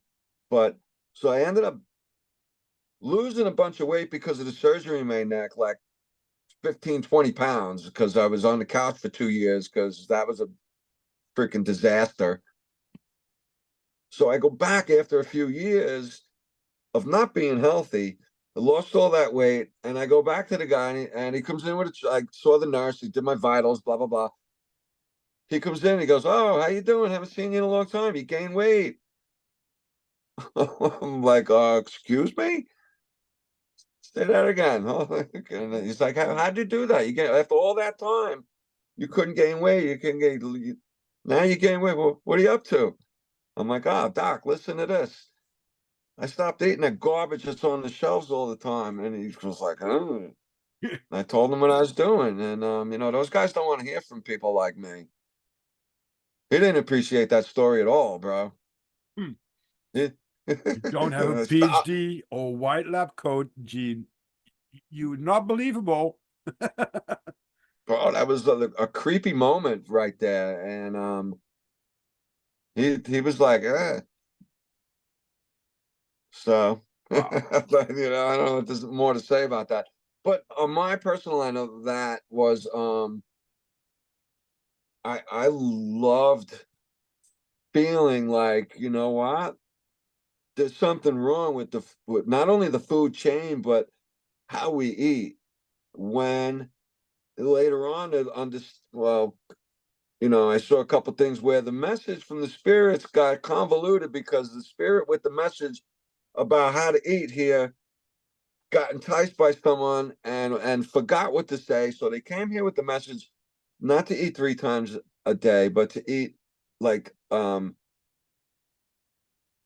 once every 3 days, Mhm. not 3 times every one day. So it was backwards. Oh, that makes Or sense. it's intentionally.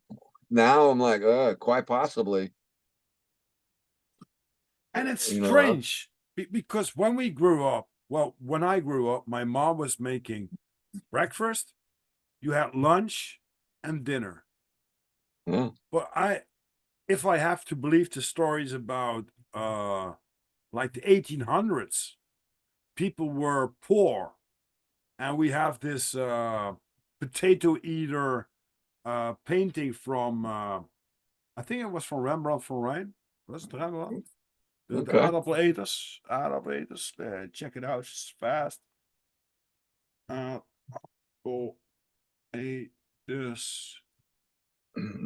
Uh, Van Gogh. Yeah, Van Gogh. Okay. He made a painting about people in the 1700s or 1800s that were only eating potatoes. So Okay. you That couldn't story sounds have familiar. like That's all. three It was time almost deal. like punishment.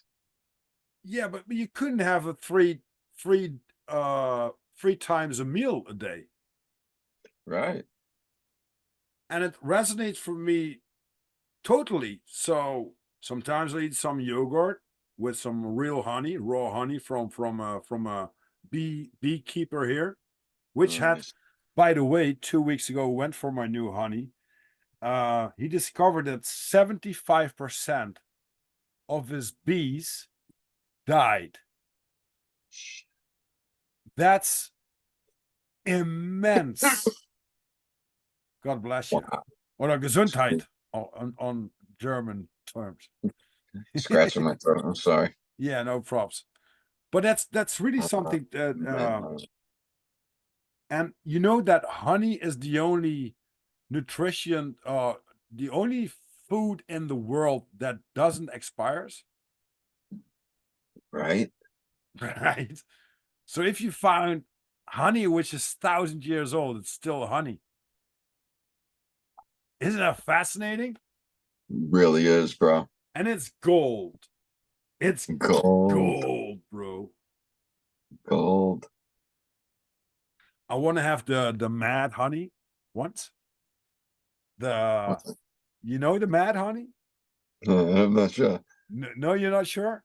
I don't know No. where it is, but it's somewhere in this world. There are these people that are with flip-flops going on a hike, right? Into the woods, and they have a ladder, and not a ladder like we use, but just like a ladder. They go up with their flip-flops with no protection at all to these bees, and these bees collect honey from a psychedelic plant. And if you Really? take that honey, you're going to be, you know, you don't have to be aware of Mars or the moon, but you can be there. Because you're there. Yeah, Brings you there, right? yeah. There's a guy on YouTube who's going with these guys in the woods to collect this honey, and he Yeah. takes a really big scoop out of it, and all these people, these in the this native people, just like, oh, okay. Oh 5 minutes later, no. he's just off this planet, man. That would be me, bro. Oh Oh. man, I'm bad for that. Taking way too much of it. Like, don't. But you know what? I'm a redhead, man. Redheads got something, man. We need like, if I'm getting dental work, I need Novocaine. I need twice as much as most people. Oh, wow. Yeah. Yeah. Maybe a little exaggerated, but Yeah. redheaded people just were like built a little different like that. And some nurses, when I've been in the hospital, some nurses know. If Yeah, some nurses are like, oh yeah, now redheads need more anesthesia, kind of thing. And I'm like, all right, it's not just me. So I've Oh, heard that through the medical industry that yeah, the ginger we're different, man. oh, oh, if you are just like me, a Dutch guy who used a lot of substances in his life, if I gonna have Uh, anesthesia, they have to double the dose also because otherwise they're uh, gonna wake up. yeah, I had see, that once when I had uh they had to take something out of my back, right? So uh, they gave me some amnesia for or anesthesia for the back. And he was local, just fighting into there and just like, doc, yeah, I can feel you. more, What? more. Yeah, yeah, yeah, yeah. All the time. All the Yep. time. And just like bro, when I used to drink, I needed more. Yeah. But now there's a point I like to Terrible thing at times, it's sometimes I not like to always drink a fun. yeah, yeah. Sometimes I like to drink a beer, but the amount that I did like a few You years first? ago, I can't I don't like it anymore. I just like to have a drink, not like to get wasted, you know what I mean? And coming back That's to my you what you problem. I'm an said, alcoholic. sorry? That was my problem. I can't drink socially. I'm an alcoholic for sure. I Right. don't trust that stuff with me anymore. Right. No. That's why I always say, and I had to live by my own rules. I don't wa- I don't want to be independent of someone or something. So when I smoke like let's say I smoke all my life like pot and stuff like that, and once all of a sudden just like, hold on. And now I have to break that down or don't do it anymore. So I have to prove myself that I'm not independent about that stuff. Same with alcohol. Yeah. If I gonna get a beer, I can lay it in the fridge and I don't have to drink it. Nice. But I That's had to excellent. been through a lot to be there that I can say, oh, it's fine to have some beers. In the early days, I would drink like these half a liters, like maybe in this is 2 hours or something like that, 6 or 7, 8. Just like, Right. Right. Putting them down, right? yeah, yeah, yeah. Just put them down, and then you know what? When you got fucked up, you got. We did some other stuff to. Hey, there we are again. We You go know, back to the Yeah. scene again. Some things go hand in hand, bro. And I don't know what I was more afraid of personally. Like that Scorpio was just, I'm a Scorpio. So the redhead Scorpio was not a great combination with that kind of stuff, man. November, right? Late October. Yeah, October. close. Okay, yeah, yeah. Yep. Yeah. Hmm. I So was like, you've been into the punk rock also, punk um, you scene? know, not not as much as the heavy metal Hmm. because I played some drums and I think that the drum style is what led me more into a lot of music, Hmm. or even just certain songs from certain bands that I didn't like the band, but that song with the drums, it was, so yeah, but definitely some punk, bro. Definitely. We had New York City hardcore going on down here in the 80s, the 70s, 80s, 90s. Oh yeah. Yeah, bro. There was some good stuff. A lot of stuff come out of it, you know. A I lot of was great nervous around bands. that scene though. That fucking scene, man. That there's some crazy stuff happening over there. Oh yeah. Oh Yeah. yeah. And it was my youth. Yeah, It yeah, was like man. I was hanging around at a friend's house, and we were on what's it called? Well, the parents of that bloke looked after us, right? So we were drinking beer, but with supervision or something. Or what's it called? On a supervising stuff. Yeah, parental supervision, right? Yeah, yeah, exactly. But we Yeah, were sure. like 30, 40 years old. In that days, it could happen. And A little and more and my acceptable, friend maybe. comes up and he said, "Man, you got to listen to this because I think you're gonna like it." And he put it on a tape which he was recording from a record from a library store, and it was Iron Maiden Live After Death. So Oh, it started cool. with Churchill's speech, and I just like, oh, oh, and then what Yeah. the?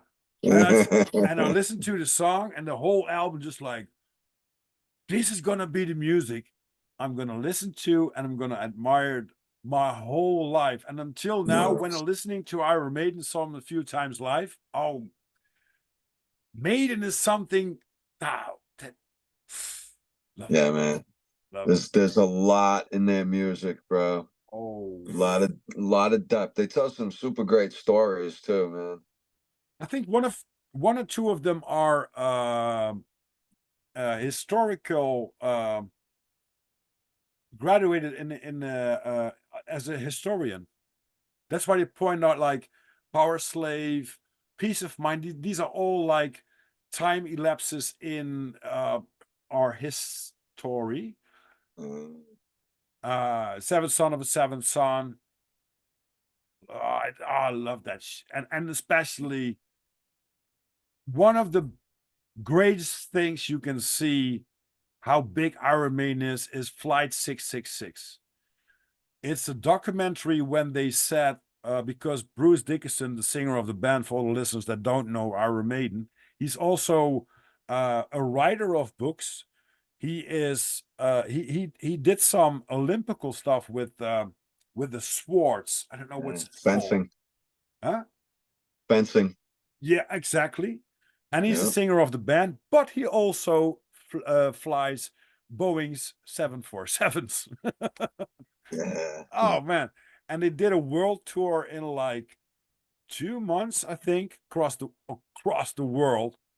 And it's unbelievable what you see there. That when they go to some like Argentina and stuff like that, where Yeah. Iron Maiden is a religion.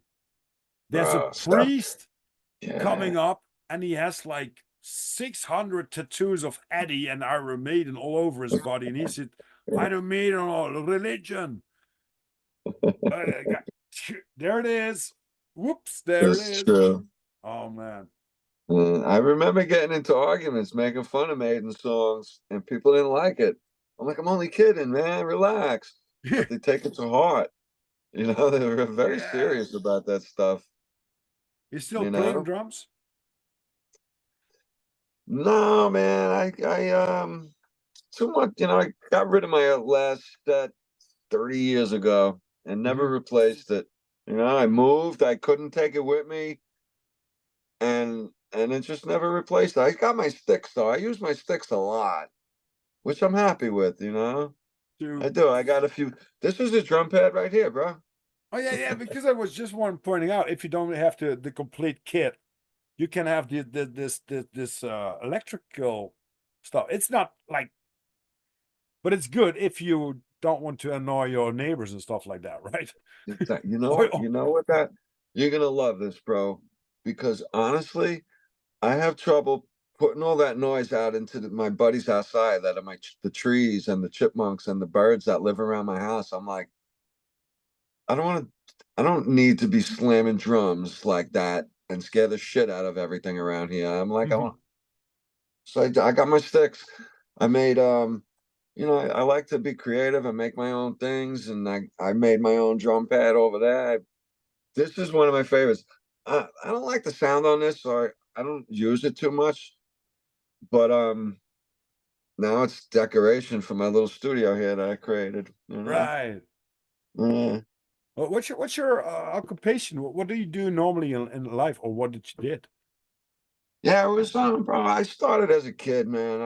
I built a shoe shine box when I was about 8 years old. I learned how to cut wood and slam nails. I'm like, I got an idea. So I built a shoe shine box and sat on the corner yelling, "Hey, shoe shine!" You know. But yeah. But I got into restaurants as a kid, working in bars. Um, then I got into construction when I was about 18. And that was with my uncle. We went up to the mountains up there over in New York somewhere, and we family bought a mountain and we cut, I didn't cut the roads, but they cut the roads in and put 5 houses all over the place, boom, boom, boom. And it was we built 5 log cabins up there in the mountains over a course of, I don't know, a year and a half or whatever. Wow. Yeah. Yeah, I was involved with 4 of them. The first one was done, and they were just about to start the second one when he brought me in. And he was a big church guy, and he married my aunt through my mother's side. He was a great dude. Everybody liked him in the family because he smoked pot, and it was like, oh, he's cool. Bring him, like him. Right, He was a right. great dude. He was a really, really great dude. But he used to try and get me to church, and we'd be in the woods, like I said, on a mountain with nothing around but a road right now. And I'm like, bro, I'm in a church right now, man. I don't really know how to do that stuff in buildings. It's not Hmm. my thing, man. And he's like, come on, my brother's a pastor. You're gonna love it.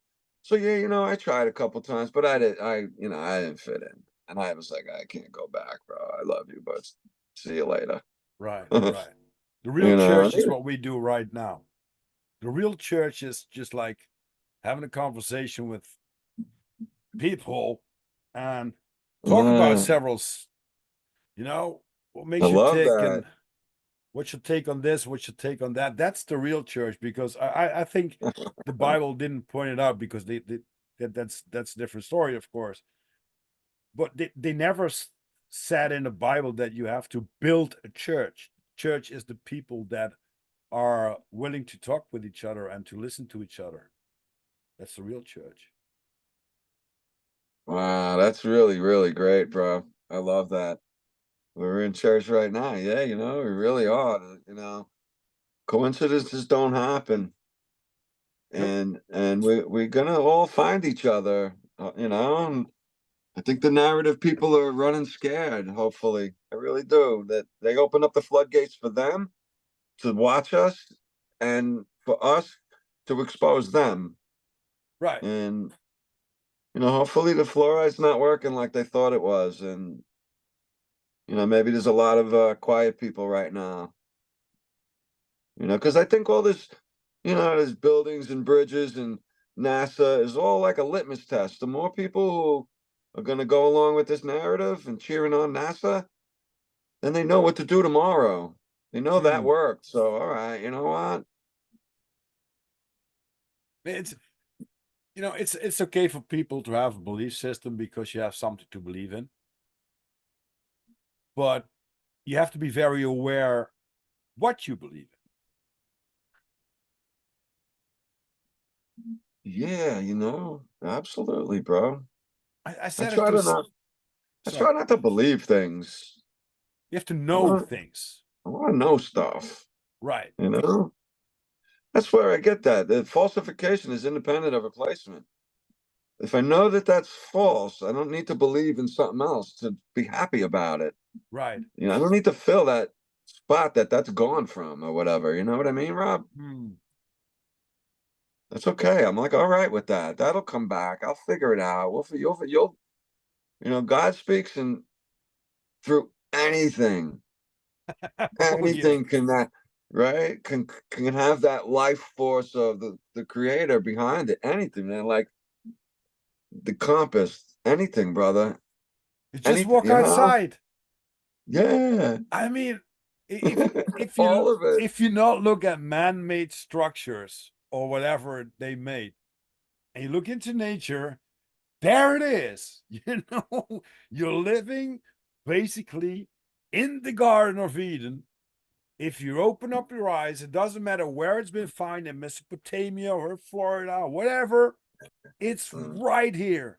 There's an it's apple here, tree, bro. there's a cornfield, there are blueberries, there are Yeah. strawberries.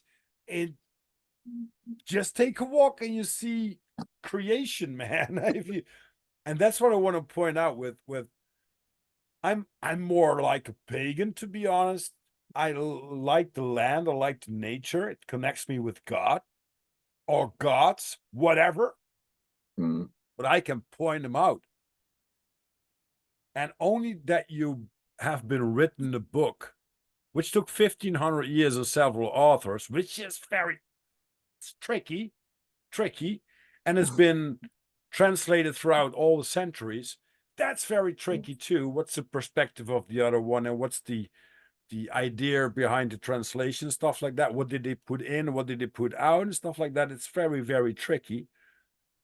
But if you go back to the people that are in in harmony with the land and in harmony with their gods, like the Aboriginals, like the Native Indians, the Native Americans, they didn't have scripture, but they what they did is they told throughout all the generations about the things in life and about creatures and stuff like that. It didn't matter what, you know, they put it on stories that go from hand to generation to generation. But only that you have been written a book doesn't point out that this is the true thing, because you still can point it out. You still could wait for something. It's like fishing. You wait for something that maybe doesn't bite. But when I walk outside, I can show you this. This is heaven already, man. But you can make it your own hell. yeah, you can, you know. And I think for us people, it's the way you choose. If you choose for the positive and for the good, then good comes around and positive comes around. And of course, there are some tasks that there are of the divine, whatever, they are going to put you up to believe different or to struggle. And you can't see the light without being in the darkness. That's something I have to learn. That was a big lesson for me, you know. How can I be people that know me just like how can that person be so positive and so zen and harmonized? Well, I wasn't. I had some things going on in my life that really fucked me up. Mm. But hey, still here I am. Look in my eyes. You know they're shining. I'm laughing. And you know what?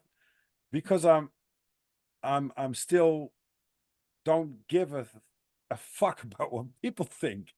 You know, and that's one liberation. You know, it's freedom. That's a that's a superpower, bro.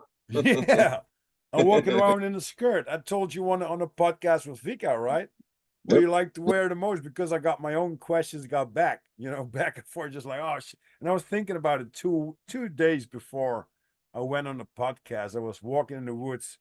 I have this hammock like 14.95, you know, a little hammock. I can put it Okay. on every stupid tree that there is. There's no special Yeah, tree, but cool. every just hanging around in the woods, you know. Yeah, And just that's are great. thinking, oh no, wait a minute. I got this thing going on my podcast. What if they're going to ask me the questions? I only had that, you know, but I never thought about these questions. So that's why I was struggling, man. I was struggling with the questions, but yeah, it all makes sense. It all makes sense because if you don't struggle, you don't know how to live good. And if you don't, if you only have the high vibes of life, or you have everything that what you think supposed to be there or should be there, that then it's very narrow, because everything is duality, I think. A Has lot to of be. dualities in this world, bro. Has to be. A lot of dualities, and yeah, it is a matter of how you interpret it. It really is. You could change the past more than the future even, because if, let's say I had an argument with somebody or for whatever, and I was upset and mad, and then I found out I was wrong, then I'm not, then the whole past just kind of changed for me when Mhm. reality replaced what I was mistaken.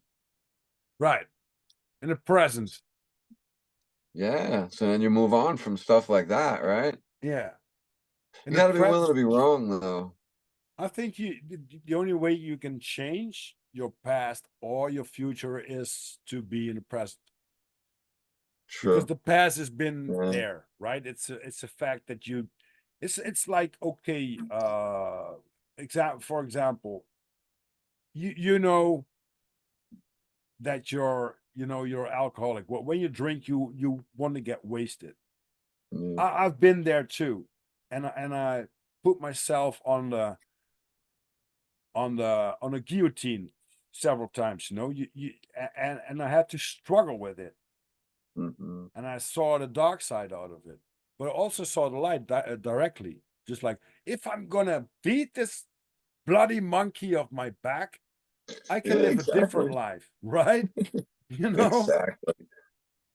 And it's not that it's and I do coach people, and it's something that I always bring up. It's not that it's oh, I saw the light and now I can say everything you have to do different, because no, no, no, no, no, no, no. I had a past, but then I figured out that that's been done. The only thing I can do about it is learn from it, and if I made mistakes, I can change my mistakes in the present time, like calling someone up, like, hey, shit, I was wrong, something like that.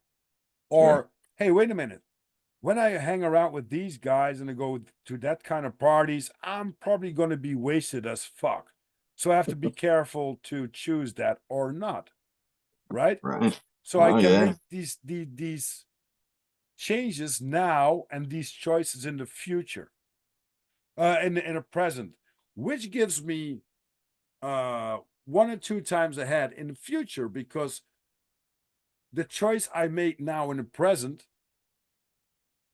it also is the choice I make for the future and the things that happen in the future.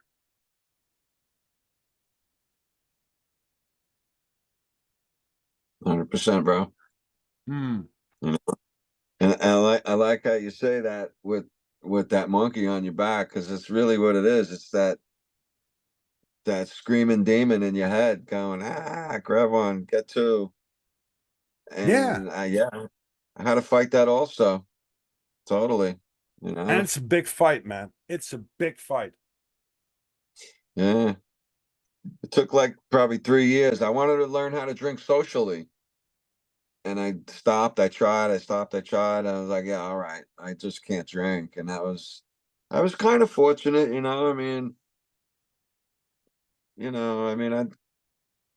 I dropped a lot of stuff on the way while I was drinking, but I don't I haven't. You know what happened? New Year's Eve, 1999 was after the 3 years. 3 years and before that, I was stopped. I stopped.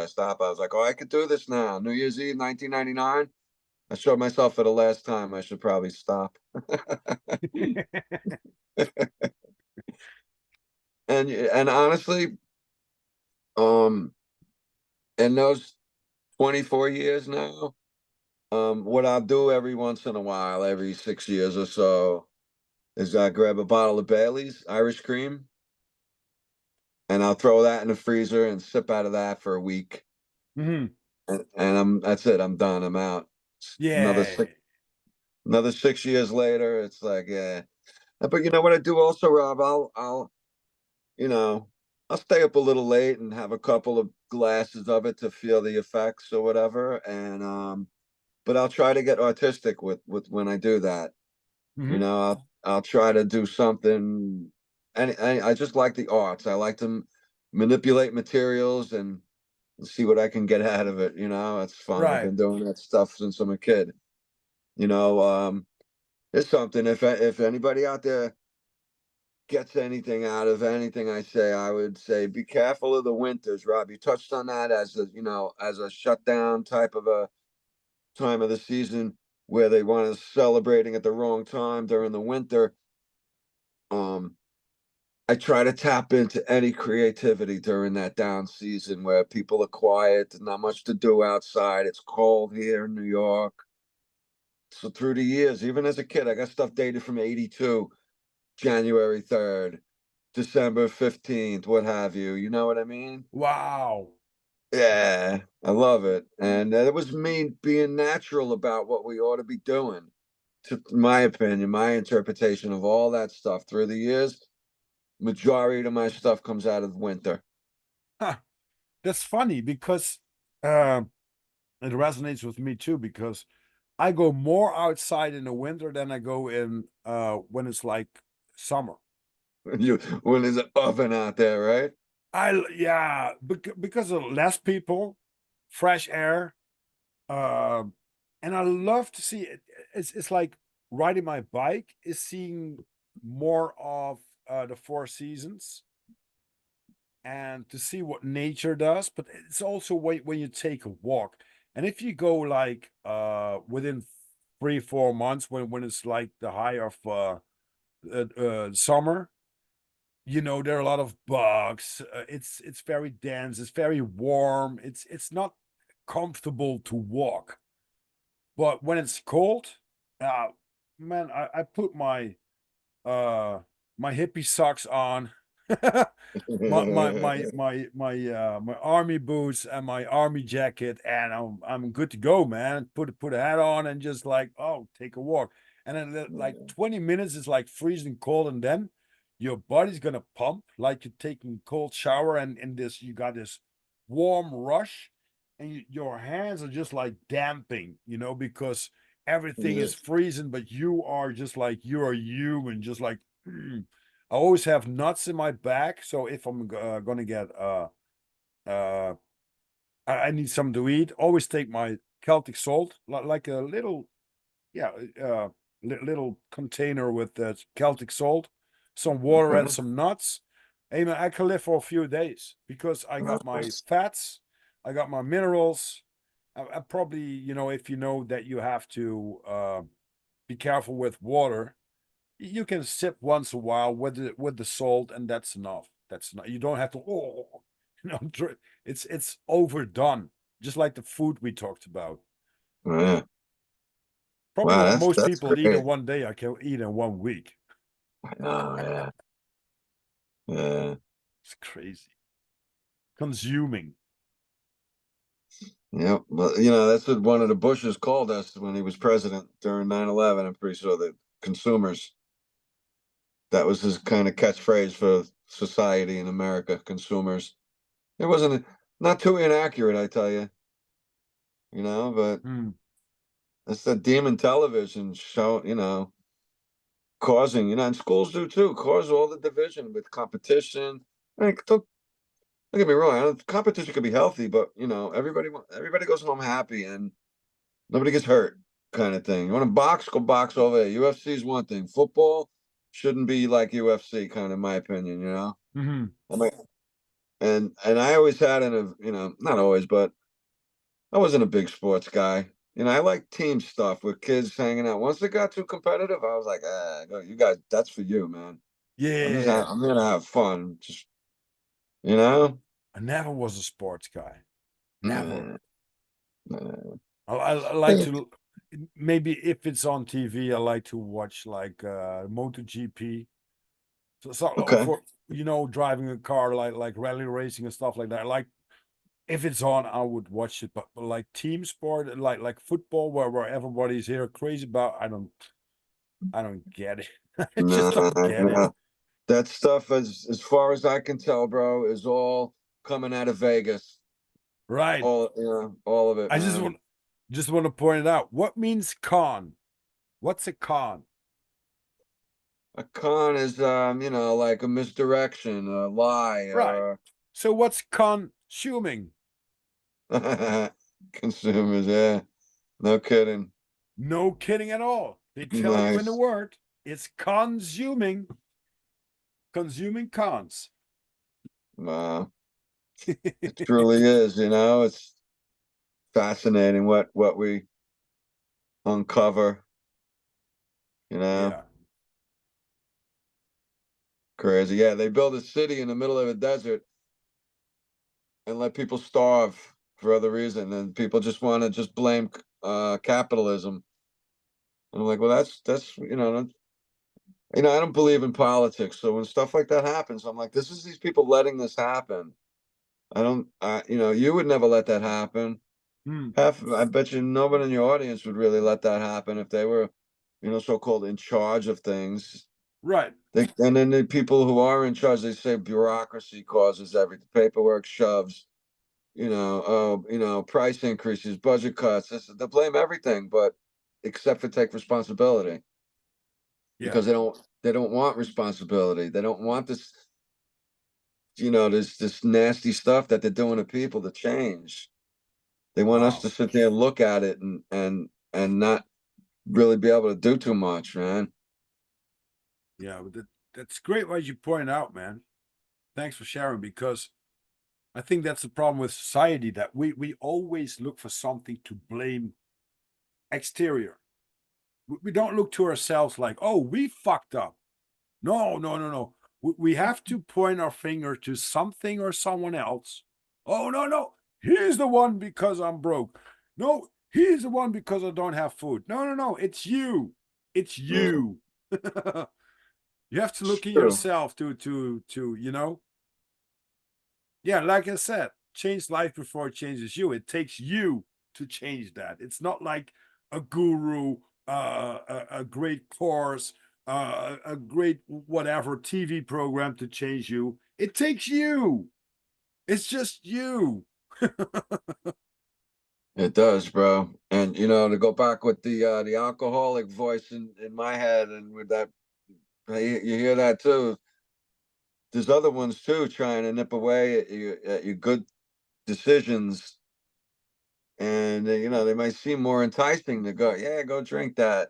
Like, no, no, I'm not drinking it. Yeah, go drink it. Come on, and then maybe go through all the good times. So that's something we weren't taught either, to understand the differences between what you might call the voices in your head, because Mhm.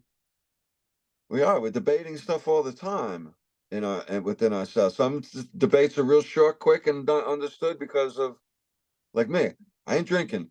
That's a short debate. I don't need any help. I don't need a conversation over with myself. That's over. And when I find, and I heard this is not me, but I like to think like in the way that, you know, if the monkeys are fighting over the bananas in my head, if I stop feeding the bad monkey, he's gonna go away eventually. He'll just stop bothering me. Won't have as much banana in him to fight with me, man. Don't go banana over the banana, right? you know, if you don't entertain that stuff, man, and it'll eventually slow down and up to the point where it even goes away, and Right. it's not such a threat, not such, right? Don't step in the scene, but be the witness. Exactly, bro. Right. I had to do Yeah. that for myself. Like, all right, when I look at my life like few years ago, just like every single day was like party time. Yeah. Uh, if it's gonna be, coming home, rolling a joint, maybe a few more. I wasn't drinking that much, but sometimes I just had this month, just like, oh shit, man, but drinking like 4, 5 times a week, maybe only one little beverage, but that's one, right? It's not nothing. So just like, oh, wait a minute. And then I had a wake-up call when I had a perforation and inflammation in my intestines. And then I just like, you know, oh, we're gonna deal with that. And doc said, just like, oh shit, man, I don't know if you're gonna live tomorrow. It's like, oh, well, what do you mean? And my girlfriend came in. She said, you're very positive about things, right? Yeah, yeah. You're making fun of a lot of things, yeah? Yeah, yeah. You know what you have? Because I've been digging into that with the internet. Probably you should too. And that night when I was in the hospital, I digged into that diverticulose. It's like, oh shit. Oh. And then within 2 years, I had 3 inflammations in total and 3 perforations in total. Oh man. Yeah, that's like wake the fuck up. Rob, I And just spilled my drink. Hold on one yeah, second. I spilled a drink. I gotta wipe this up. but yeah, sometimes you just have this wake up call and you have to make decisions in your life. Just like, okay, the things that I do right now are toxic, are not that futuristic that I want to live. So how can I do the things in a different way to, not screw that much up, but still have some fun? And for me, it was like cut cut the fucking alcohol. That was one of the biggest things. And I quit smoking. I still smoke cigars, but somehow I sometimes have like a cigar that I think, oh, this is not nice. But I never had the coughs, never had the pains that I had with cigarettes and stuff like that. But it was a struggle too, you know what I mean? Mm-hmm. Sure. Mm. But 2 hours Yeah, and a half ahead now, Gene. really. Yeah, Oh wow. I told Time you. goes so fast when you're having this much fun, man. That's it. That's it. Time is Wow. is something that's that isn't there. I know. Yeah. Are there? It's definitely pliable, workable, malleable, manipulate. You can manipulate it, you know? Yeah, and it's really fun because sometimes in a week you think like, oh, this day takes like ages, and Yeah. sometimes you have this great conversation and it just like, and it goes Oh, just like, whoa, how? So what's no. time anyway, right? Like we didn't even touch the surface on things, man. We could go for, you Oh know, yeah, but that's going to be part two for sure. Are there any I would topics you want love it. to touch base on that we haven't discussed today? We haven't talked about it today. Um, I don't know, man, off the top of my head. Yeah, you know what? I wish we didn't I'm a big fan of something like, let's say, make dirigibles great again, where I could get in my ether powered motorized airship and go hang out with you and be there in like a week. I bring one apple with me. That'd be good. I'll see you guys, bring my family or not, whatever. I'm Yeah, going to hang out with Rob. We got some music to play. And I'd be over there in a week, you right. know? That's the world I picture, bro. Some of that old world, look, to throw a label on it, Tartarian old world kind of attitude of a way more advanced technology and society that we have today, Hmm. where it seemed they were much more, like you say, harmonious with nature and the world around them. We are the nature, and they're in the ether, and somehow we're able to manipulate this world and the things that it offers. They were able to use that and manipulate it in like what seems to be humanity's favor, Hmm. and I gotta, one of my first thoughts as a kid, Rob, I got 4 older sisters that had a different dad. Their dad died from disease, cancer. So my mom, and they had me years later. And like I knew my family. That was, I didn't understand at that age what we did. None of us had a father. I didn't have a father. They didn't have. Their father died. My father left. My mother and father broke up. Her boyfriend had kids who, so it was like that. And I was walking across, a sandy construction site in Long Island. I was about 4 years old. I remember because of where we lived. And my aunt was there. My aunt was my sister's age, or a couple years older. It was 1971, 72, maybe, Rob. And my thought was in my head, I was looking for the pyramids. And I'm like, where did the grown-ups hide the pyramids? I can't believe I can't see them. And my sisters, who I love dearly, till of course, throughout my whole life, but as a child, for that moment, in some kind of way, I knew that it was like, who are my sisters? I don't know these people from my last life, where I'm looking for the pyramids. Uh-huh. So there was some sort of weird disconnect through a different connection there. At the duality of this world. There was a connection as there was a disconnect, and I just was like, well, like, what's going on here?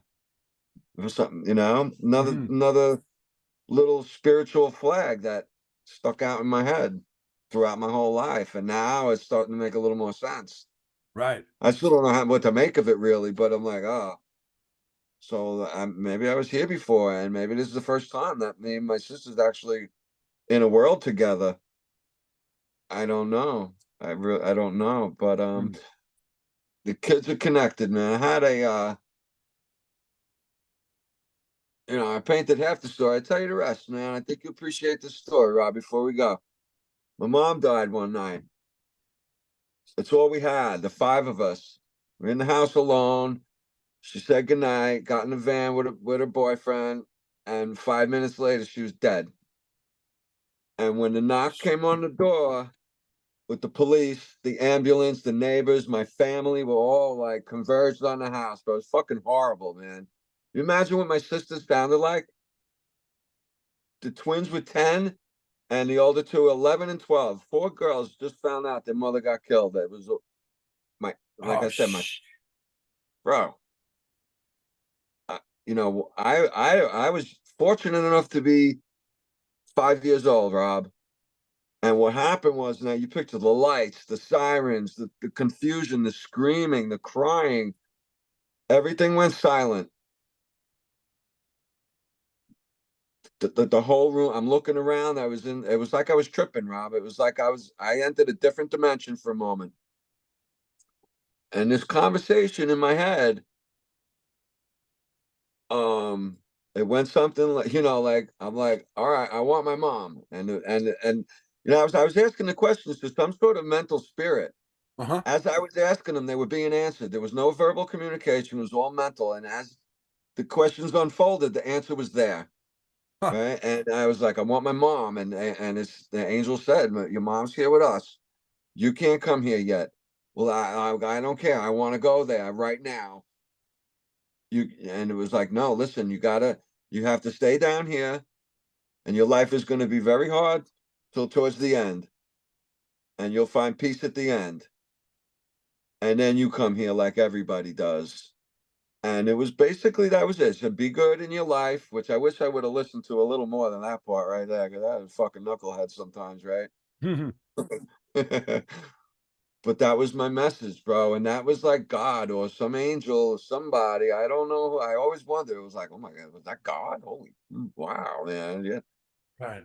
But I don't know exactly. But that was not from this world, bro. And I think that the trauma of what was going on triggered that, Mhm. along with all of those little flags that I see in my past.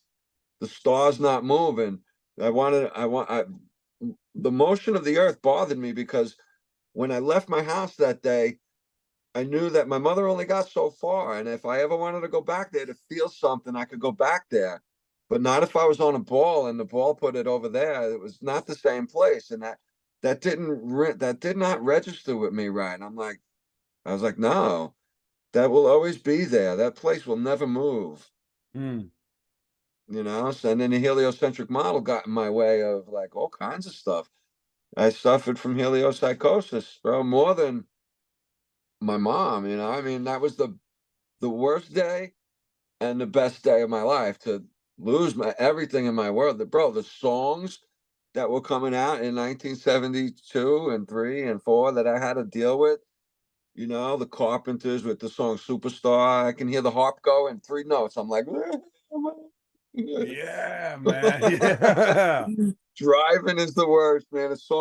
Well, I don't listen to the radio as much, but back in the day, the song came on, I couldn't get to the radio, and it played too long, and fucking tears. All right.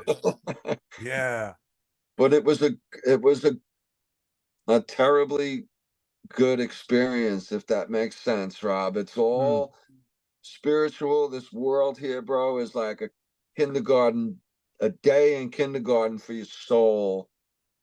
And being that kid is like, God doesn't always show up like in that sort of way, man. That Hmm. was an emergency right there, which, you know, so having that, people like, I don't see God. Well, you can look outside and go watch that. But if that don't show you, demanding a conversation with God, like you might be thinking, is like a school kid demanding the principal come in because his pencil's broken. Uh-huh. Not You're not getting the principal here over your pencil. Yeah, exactly. Exactly. You know what I mean? So I try to make analogies to, and bro, I don't tell that story much, man. I'm glad I got the opportunity to hear with you, bro, because Appreciate it, when I man. was thank you. When I was a kid having these conversations, that's not the only one. I had a few that helped shape who I am, and I was told by that conversation in my head as a kid, don't talk about this stuff because they're gonna think you're crazy. So I knew there was something going on here. Alcohol played a big part in making that fuzzy. Hmm. Alcohol and drugs really kind of muddied the waters in there for me. Certain drugs, not the psilocybin and the tripping. I do that all day, guys. I don't know. I'm not trying to promote anything, but the stuff they don't want you to have is worth looking into over the stuff that they've been pushing all this time. Absolutely. Yeah, no, I don't. There's answers in the. When I was a kid, Rob, I was smoking as a kid. I looked at cigarettes. I had a cigarette. I was 14. I had a cigarette. I had a beer, and I'm rolling a joint. And I'm like, so we're allowed to have this. We're allowed to have cigarettes. They know how many people are dying from cigarettes. It was the 80s. They just had a panel of doctors get on TV say, no, no, I can't find any reason to say cigarettes are addictive. Next. Same thing. I find no reason to find cigarettes addictive. And I was like, what is that? And then I'm rolling a joint going, I'll get arrested for this. This I'll get a ticket for, and I'm allowed to smoke because I get a ticket if I got caught drinking a beer bro. And it just struck me that the answers are in the plants, guys. The answers in the smoke, guys. And they laugh at me because I didn't even know how to really explain that. But I'm always trying to get back on touch with that attitude I had as a kid that I had no question, man. The world did not make me question that. I just knew. Mm. Nature gives you all the things you need. Absolutely, bro. Mm. We do. We don't need all this material stuff, and we need far less of it. I do. I love my stuff, man. I like the art that I try to do. Here's one I want to show you, man. Look at this. I thought you'd like this. Um, but it's a pipe, right? But Right? look what I did, man. Wow. It's Wow. It's a screaming man in the box. from Pink Floyd, The Wall, right? Right. Yeah, yeah. You carved that? Yeah, I used like a clay, bacon clay. It's Okay. nice and soft. You do your thing, you stick it in the oven, it comes out pretty hot. And then you mold silicone and you pour plastic and you make copies. Cool. That's what I like to mess around with the elements and what they give us, Rob. That's how I like to play around during Right. the winters. You got to Thank check you. out Jessica Lee. I did a podcast with her. She is into pottery. She's also on Instagram. She does some great stuff. Ah, cool. I'd like Just to. really just like wow, like a little bit more fairy tales and stuff like that. Ah, Like cool. the like roses and Ah, yeah, fairy tales and stuff. I'm gonna send you the link I love for that stuff. Jessica. I love to sculpt roses and stuff out of that stuff. It's great. I would love to see a link. Yeah, man. I'd love to Yeah, make friends with the friends you got up here, and we'll be exactly. the Heliopsychosis firmamental disorganized crew. Exactly. Or probably the disorganized firmamental heliopsychosis crew. Yes, absolutely, bro. No, Oh man. it's like you guys are like family we haven't met yet, man. That's really how I look at you people, you, Rob. You guys are family I haven't met. All these wonderful guys up here trying to talk the same stuff. We went through a lot of the same things, a lot of the same hardships in natural life, losing people, gaining this, making mistakes with alcohol and shit they give us versus what we need, we don't. We all making this crazy mistake in our own different ways, and it's great to be here as part of trying to alleviate some of the tension other people are going through this. We're getting shoved into little financial corners that make a lot of everything else very difficult. It's Yeah. it's not easy, bro. They got us by the short hairs, and people don't start to really get a grasp of more of this kind of picture is where I do have a little bit of anxiety, not anxiety, but I'm not comfortable with living another 30 seconds or 30 years Right. not trying to do something about this. Right. Yeah, and if I got to be the first wave, okay, I'll be the first wave. Yep, whatever it Yeah. takes. It doesn't matter. This Right. is And not for just like me.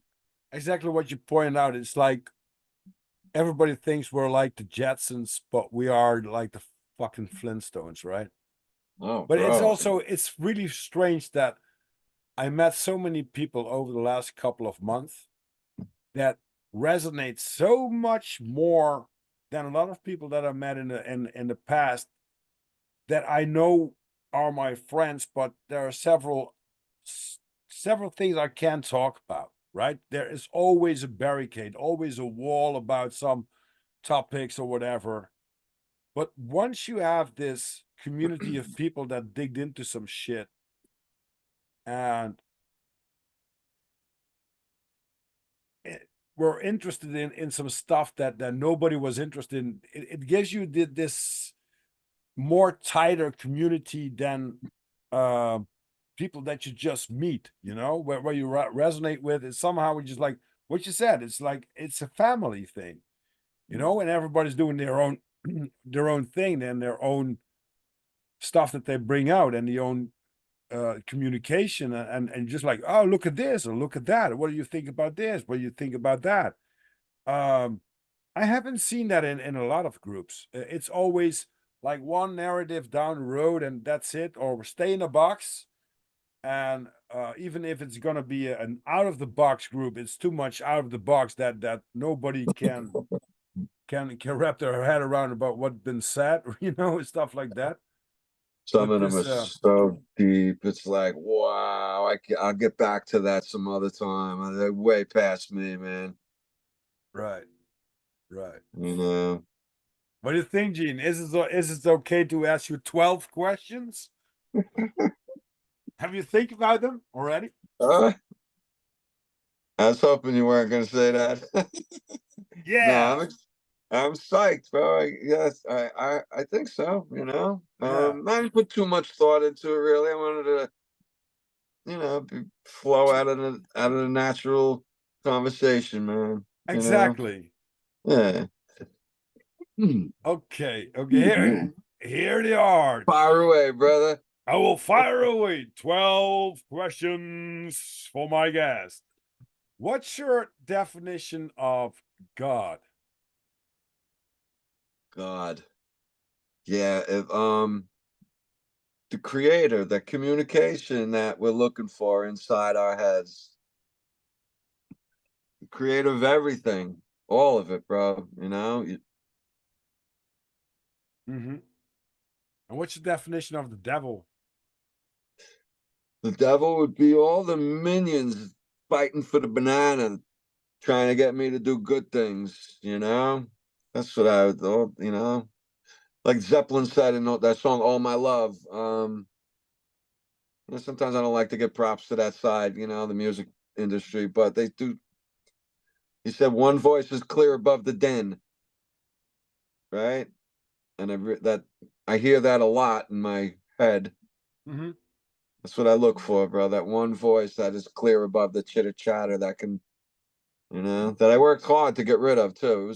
It was easy, but once I heard that chitter chatter doesn't have to be there, I was like, really? Let me try that. And it was just like, whoosh. And Yeah, yeah, naturally it was like, oh, now, bro, I'm addicted to the silence. You too? yeah. Me too, man. I'm isolated because I got two hearing aids. But in the early days, I would listen. There was always sound surrounded me. Oh yeah. Nowadays, I don't need sound, man. I just want to be just like hear my own heartbeat and Yeah, bro. just sitting there and being at awe of nature or listening to the birds or smell the grass or whatever. Just like crazy stuff that really makes me happy. 100%, bro. Mm. That's so cool, man. The similarities between people so far away that come into play through the same roads are great. Yeah, it's like Yeah, and it's really funny because yeah, just like you said, we didn't knew each other like 2 months ago, 3 months ago, and all of a sudden you connect and just like had so many similarities and it feels so good. That it has to be. It just has to be, man. yeah, bro. What's your favorite color, Gene? Black. Some people say it's not a color, but that's okay. Yeah, it's not a Dark color, black. but if somebody points out black, you know what we mean. Black. All my clothes are black. Even I like the darker images. The creepy images. Here's one quick. I'll show you, man. I did this about 10 years ago. I just dug them out. This right here is a skull I made. Oh wow. And I did this out of silicone mixed with cornstarch. Okay. I mixed it up and I was like, boop, boop, boop. Cool. I'd like to see more, man. Do you got an Instagram page or something like that where you put You that know, stuff up? on my Instagram page, I realized today I flicked through. That's so funny you bring that up. That today I flicked through my own Instagram. I'm like, oh wow, I got some cool pictures here. I forgot about that. Some skulls. I like the skulls, and it's it's the more Oh, permanent side of our existence is our skeletons. So I was like, oh, look at that. But yeah, no, my Instagram is Gene-Edited. I'm up there. Yeah, I yeah. would love to follow you and your friend too that does the ceramic. I would love to see her stuff, man. I'm gonna uh I'm gonna open up an Etsy, bro. I got some products that I'd like to maybe see if anybody would be interested in having that kind of a decoration. So and you know what? Here's this I'm doing stuff like this, bro. I'm gonna make little moons and turn them Cool. into like yeah, so I got ideas so it's not just a moon kind of thing too. So Oh, okay. Love that stuff already, man, Gene. So thank you. if you got a link, give it to me, and then I will put it in the show description. Now I Yeah. know this is a hard one, probably, or not. What's your favorite music? Yeah. Wow, bro. My go-to favorite music is heavy metal from the 80s. Yeah. Yeah, brother. It Yeah, really is. I like the drums, the speed, the adrenaline rush. Some of the lyrics are, I have to switch them around and make them fit me, which I got no problem doing. They sing it their way, I'll sing it my way. right. Well, what kind You of know? bands would you point out if you have a top three? Oh, top three bands. Oh, Pink Floyd. It's funny because my go-to music is Floyd. I'm sorry, my go-to music genre would be metal, but my go-to band is Pink Floyd right away. Um, Probably Clutch. After that, man, bro, those guys sang about so much reality. Those two bands right there, man. There's so much real deal, lyrics behind what's going on yesterday, today, and yeah, probably tomorrow too with those guys. Um, Third band. I would probably say, who I really like a lot is John Five and the Creatures. Oh, John Five. Yeah, He was bro. yeah, he just did this. He was guitarist of Marilyn Manson, right? Yup. Oh Marilyn yeah, Manson, Rob Zombie. Um, I happen to think it's a waste of talent to have him now in Motley Crue. Be- I'm like, oh man, yeah, what a shame to put that guy in with that band. I used to be a true. Motley Crue fan, but he's just kind of like really Hmm. after the first two albums I liked. After that, it was like song here or there. Yeah, yeah, exactly. I'm a Guns N' Roses fan, from a diehard fan, Are you especially. serious, Yeah, the Guns N' Roses, man. Axel, he's the same day as me, birthday, 6th of February. bro? I'm gonna go get something. Give me 1 second. All right.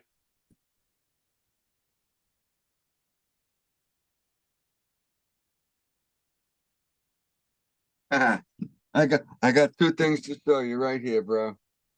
Here's a drawing from oh geez, when I didn't need glasses, that's for sure.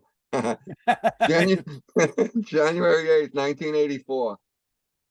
A sketch Eddie. of yeah, Maiden's second album, right? Yeah, Look, killers. look at this picture, Rob. I think I got it right here, bro.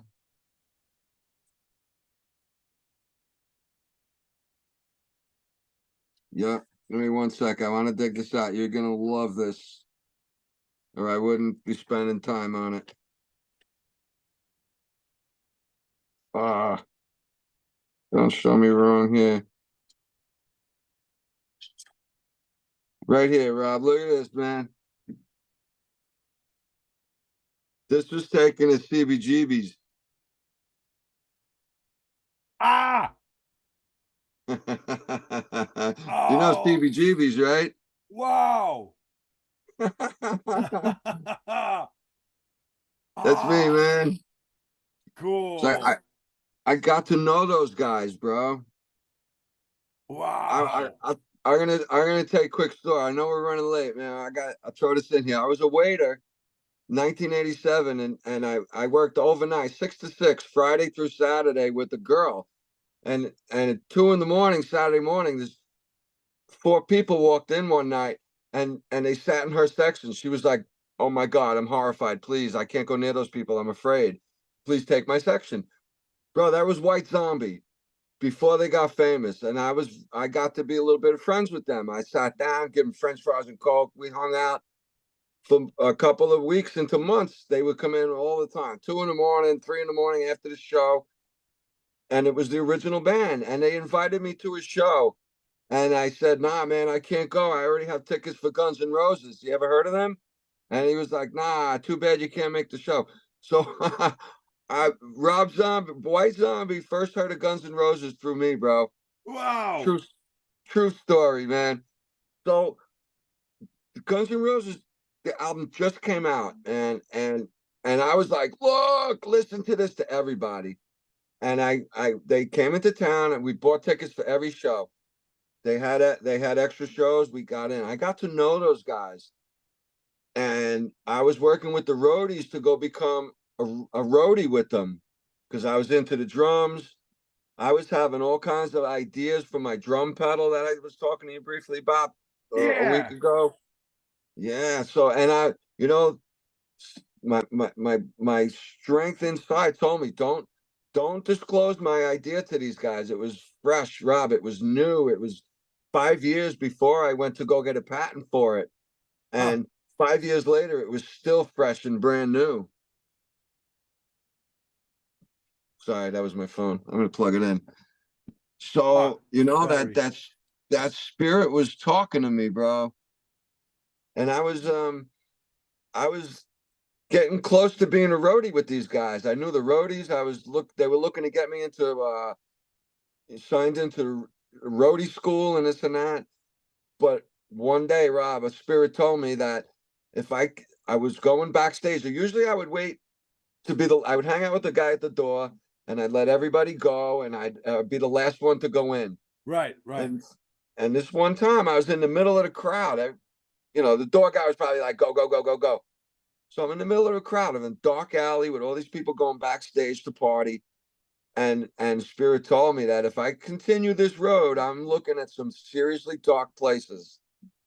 And Rob, I walked away. I was like, you know what? I went to the party, and that was the last time, man. It was Right. that was the last time I tried to contact or whatever have you, and I let it go. I walked away, bro, and I never looked back. I never was like, oh man, what you Hmm. know?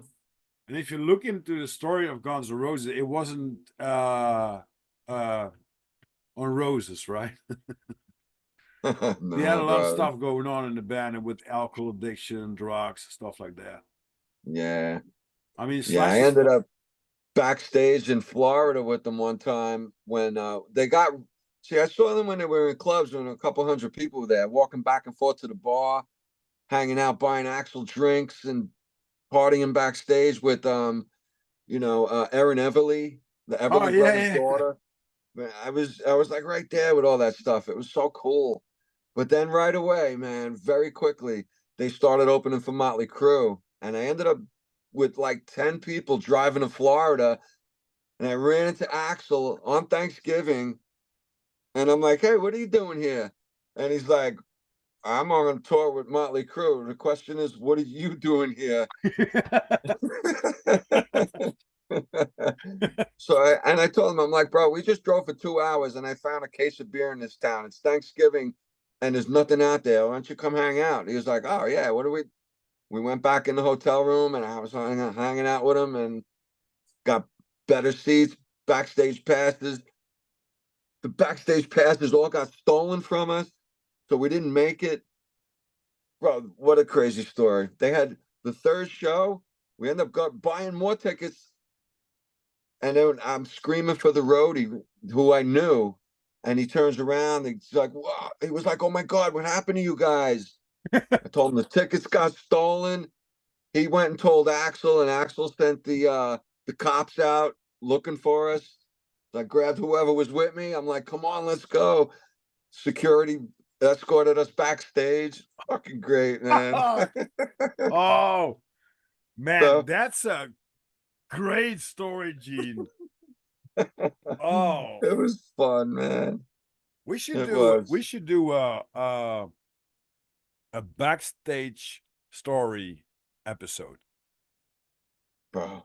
Probably you have some more backstage stories, right? I got some fun stories with Guns N' Roses, man. They were good guys, bro.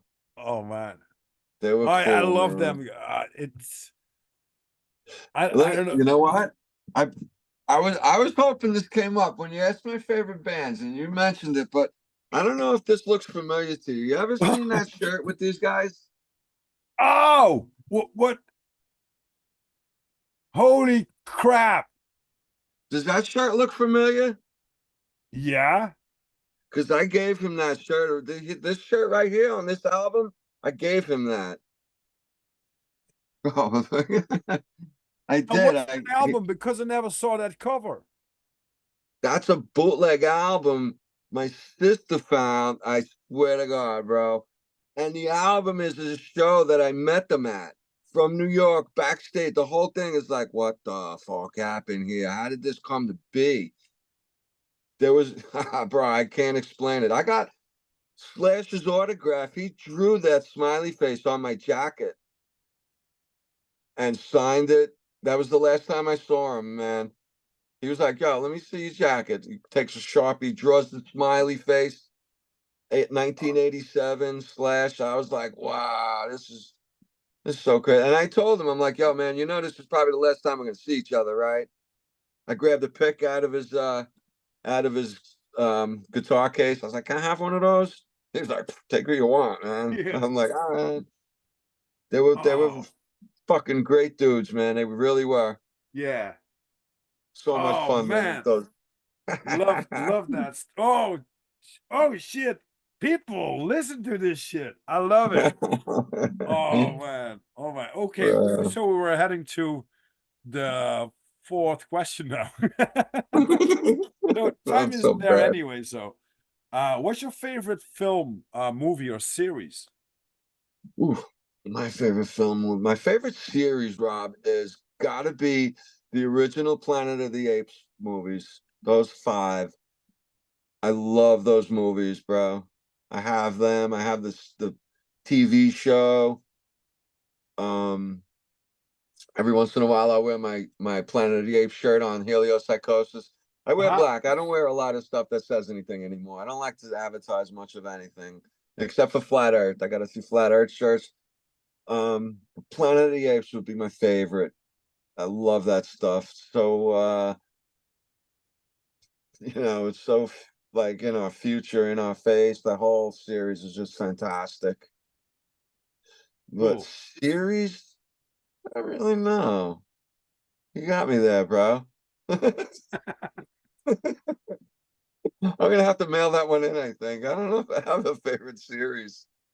It's just like The said, yeah. Honeymooners. If I had to say the Honeymooners, I still get a kick out of some of that stuff. Honeymooners. I don't know that one. I have to search it up. Oh, that's about a family from Brooklyn, two guys and two couples mostly. From the 40s or 50s. Uh-huh. Ralph, you never heard of Ralph Cramden? Maybe when I see him. Oh, bro, I'll send you something. He's got his face in the moon during the opening clip. It's a cartoon, but All oh right. man, the Honeymooners, yeah. Ralph Cramden and Art Carney, I forget. Names Well, I'm bad at names. I'm better at the image than the names. Yeah, I hear So you. that makes maybe a little bit sense. What's your favorite book? My favorite book, bro. I like wilderness survival books. Mhm. That would be my favorite. I don't have a lot of books, but I remember 30 years ago or so reading a book called A Separate Reality by Carlos Castaneda. And that's about seeing into like other dimensions. And I love that book. I don't remember half of it, but I think it's buried in me that there's deeper connections in those medicinal plants that Oh. are called taboo and scary and all that stuff. And yeah, bro. Gotta I'm a get big a fan of grab that on other that one. world, man. What's your Yeah. what's your favorite drink? Or Oh, yeah. My favorite drink right now would be I don't want to give props to any of this Matrix companies, but yeah, this Ocean Spray Cran Mango. I love it. Ocean Spray? Yeah, Ocean Spray Cran Mango. All right, all right. We don't know that stuff here. So, Yeah, it's Matrix garbage, but but yeah, you got to drink that something would be my sometimes, right? favorite. Yeah, Yeah. nice and cold. Oh, I love it. Mm. And it's healthy, probably.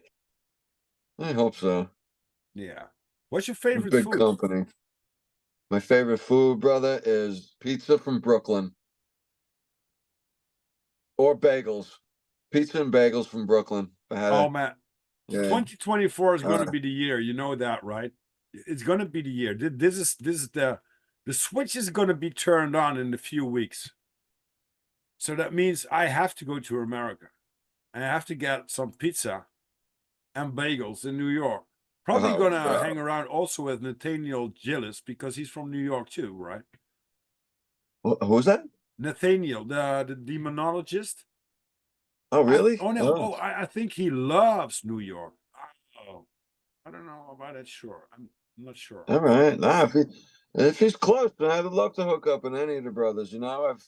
I got to Tennessee quick, where I met a whole bunch of flat earthers. It was a great time, and a lot of people, drove for hours to get there, and I'm like, wow, I'd love to get to somewhere close to people and try and do that stuff like that a little more, man. I would love to try to help you get to the United States, brother. We could rent a studio, go play for a while, and have a freaking great time, man. Oh yeah, oh yeah, Yeah, oh yeah. We just have to think about it, and it will be there, man. It's just something that our mind doesn't know what's real and what isn't. So if your imagination uh, is big, we can make it through, man. One hundred I percent. love that, brother. Yeah. Absolutely, man. Oh man, that would be so cool. I And maybe would, man. when Derek Stitt from the Talking Stitt podcast is also there. He's playing guitar and bass. So we got a band, Nice. right? We got a drummer, Uh, we got a guitarist, and a bass. Totally, bro. We could just go in there and freewheel it, or we could try some copies. We could learn some of your stuff that you got. It would be great, Freewheeling is bro. my base, man. I love to hear something and just point blank fill in the blanks. Yeah. That's disorganized. Bro, I'm the same way, man. It's like, I had friends who were so focused on copying songs perfectly, so flawless. And I'm like, that's awesome. But that ain't me, man. I don't have that kind of dedication and talent to sit there and rip it apart like that. I don't care where I'm coming back in on time, and that's all I want. I want my timing there, because when I do that stuff, I don't live in the world. I live in this world at that time, and it's Yeah, just right, bro. right, So that right. perfection, I'm like, I love it, but not here, man. I love to I love to just play a song and sometimes I got the chords right. But because it's been done already, I want to fill in the dots for myself that makes sense. Oh yeah, So that bro. this yeah. It's the same way with lyrics. Like when the song don't fit because it's about your girlfriend, I need it to be about my mom. In the back, Right. I'm like, I just changed the lyrics, man. It means this to me, and that's how I identify with that, and that's where it brings my emotions. So it's all Right. interchangeable, man. That's how those guys did it on the recording. There's 50 other versions before the recording, and there's thousands other after when they do the tour for the recording. So it's like, Yeah. And they probably right, screw it up when moment they in do it time. live. Yeah, bro. Exactly. There's nothing better than a band that sounds quite good on tape or on record. But when you see them live, they're gonna blow you away. Just like, oh fuck yeah. Yeah. I love that. And Clutch is one of these bands. They are performing live. So I love it. I love it. Especially the fight they put in the songs. Oh, bro. Oh man. Oh man. I love that band. You know what's cool about Clutch, Rob, is like all the different music styles like Clutch. Like Clutch reaches out to so many different types of Yeah. people, and It's you like put know. it in a blend. There's one song and it's really cool. It's on YouTube. When we were on lockdown, there was this guy who was hanging around with his son in the basement and playing stuff, right? And they put it off a tape and shouted out to Clutch, like, my son, like 5 or 6 years old, plays guitar, maybe a little bit old, I don't know, but a young guy. And I played drums, and this is what we made up. And they did. And Clutch picked it up, that song, and they did together that song. Wow. Yeah. But it's like, no, no, no, no, no, no, no, no. Oh, yeah. Oh, now I'm gonna Yeah, get bro. pumped up, man. Yeah, bro. They got such a great jam. And the drummer uses a small kit. Yeah. He doesn't use 1,000 things, which is cool either way, but he's got so much to offer on such a small kit. I'm like, wow. And great t-shirts. Look at the Yeah. t-shirts he's wearing, just like, oh yeah. Oh yeah. Yeah. All right. What kind of I think I know the answer to the question, but what kind of clothing you like to wear the most? Yeah, I like unfortunately, Rob, I like having sneakers on, and I need to change that attitude. But I do have my hands in the dirt. But all my clothes are black, bro. My shoes are black, my socks, my hats. It's all black clothes. It doesn't Right. say anything, but it says enough to, you know. I don't like to wear this because then I don't want to put thoughts that are out of my control into people's heads with something like Right. this. Yeah. You know what I mean? So I stripped it down. I used to love shirts with everything all over. Now I'm like, I'm just not into that anymore. So Yeah. Just it's like just black. blend out a little bit. Yeah, yeah, Right. man. Black What's your clothes, brother. what's your favorite vacation destination? And I have to say something with it. Maybe it's a destination that you haven't been yet. So you don't have to pick up your favorite one, but Roy, honestly, man, that's I like how you modified that, man. Thank you. Because I always drove to vacations within driving distance. I wouldn't get on a plane for ages with this self-created fear of flying until I went to Tennessee in December, or right, yeah, no, November, December, early December. I got on a plane to go do that flat Earth convention because I felt the spirit in me move me. So the north the east coast of the United States has a lot of caverns and natural tunnel systems that I really like. And we always kind of hunted those down. So I would say any of the caverns or the natural sites in the States. hmm. But for one that I haven't been to, um, not to rip off Sean Hibbler, but it's funny how the timing is right there. That me and my wife have been talking recently because for some reason I hear that um it just went right through my head. Where is it down there that in between like Honduras and Costa Rica? Uh-huh. Costa Rica seems like to be like a Hmm. retirement home place for people. Very they got 51 different types of hummingbirds, I think, and Yeah. countless butterflies. And I'm like, I want to go. That's where I want to go and live and die. Bye, everyone. Right, right. I'll do the Irish goodbye like I did all my whole life before I knew it was the Irish goodbye. It's when you just leave without really saying goodbye, because if you say goodbye at a party, you end up saying goodbye like for an hour and you say goodbye to the Yeah. same three Sounds people. like Like me. it's like it's like, you know what? I left.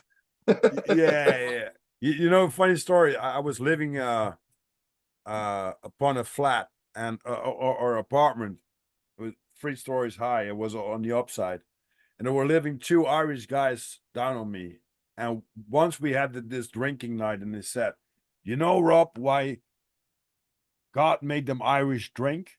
I said, no, I don't know. He said, because otherwise we would rule the world. And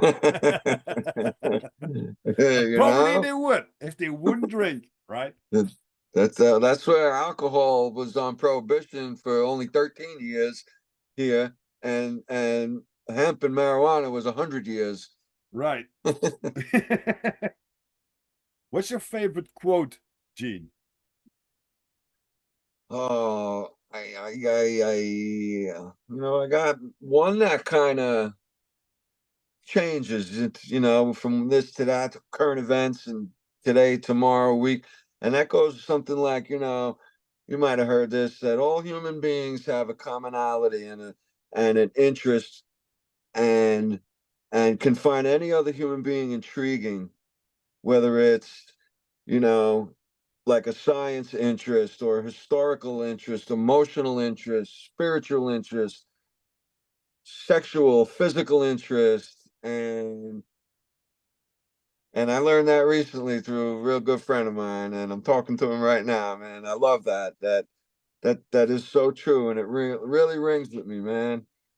And which brings me to another one of my favorite one-liners that might go right with that, and that is to I forget who said it. Somebody quoted by saying that, and I forget. They're probably dead. Hopefully, they forgive me. But be yourself because everybody else is taken. Ooh, nice one. Yeah. Right? I love that Yeah, one, man. love that. Love that. Yeah. And thanks, Rob, because I love I got that saying from you. And you're absolutely right, bro.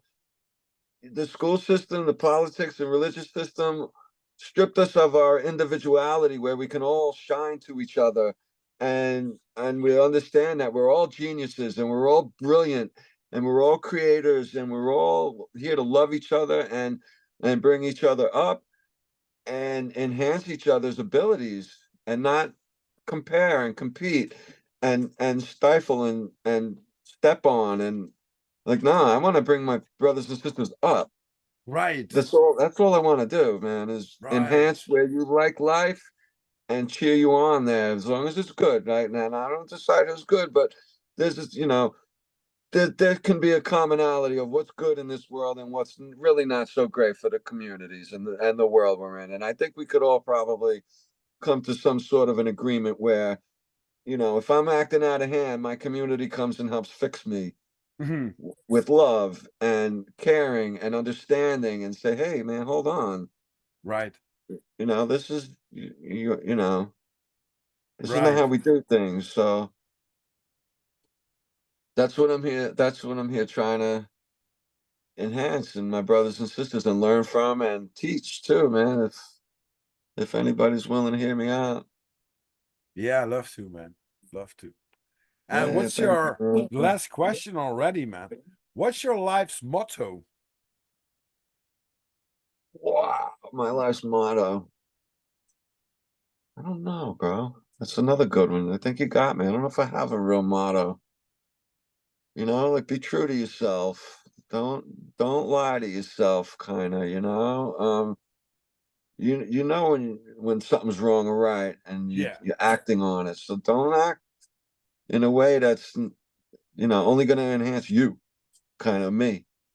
I'd rather do stuff for the crowd. I'll always be the one taking a hit for the team, kind of thing. I'm not like a martyr kind of guy, whatever they call that or whatever. Mhm. But no, man, I'm here as a community of humans where there's a very small percentage of people stifling everything we could possibly have. And I think that goes with the community, the happiness, the transportation, the communication, um, the vacations, the favorite bands, or the food. All of it's been compromised into this world that we're trying to figure out together, man. And I love being here with you, brother.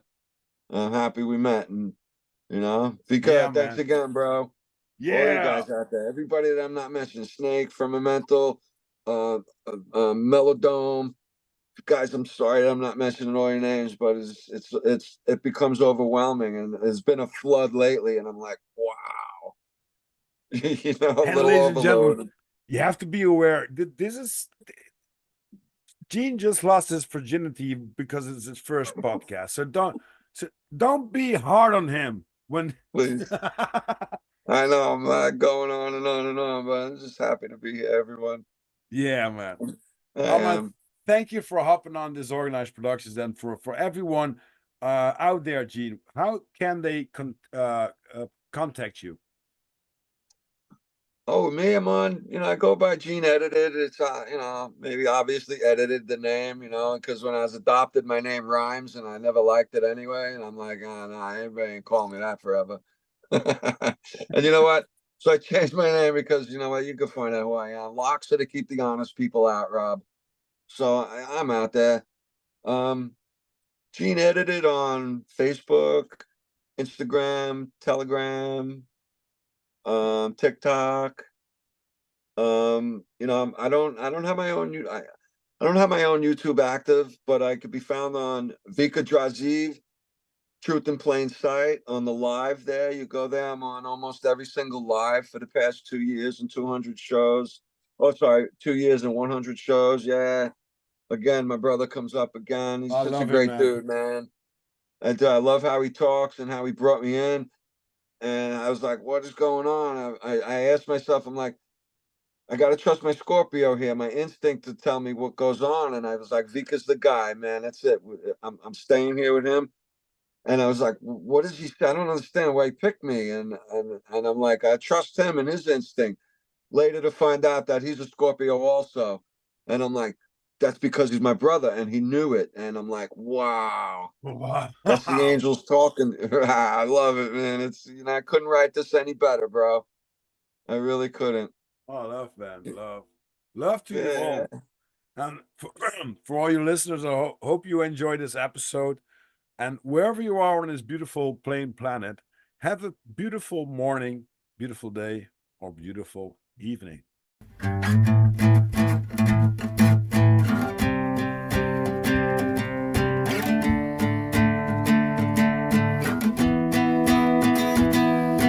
Running for all my life with the devil on my heels.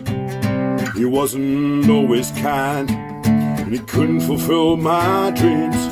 I've been running for all my life with the devil on my heels. He wasn't always kind, and he couldn't fulfill my dreams. He's a pain in the ass, black as a night.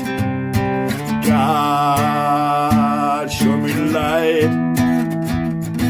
He's a pain in the ass, black as a night. God, show me the light and hold me tight. For I've been running for all my life with the devil on my heels. He wasn't always kind, and he couldn't fulfill my dreams. He's a pain in the ass, black as a night. God, show me the light and hold me tight.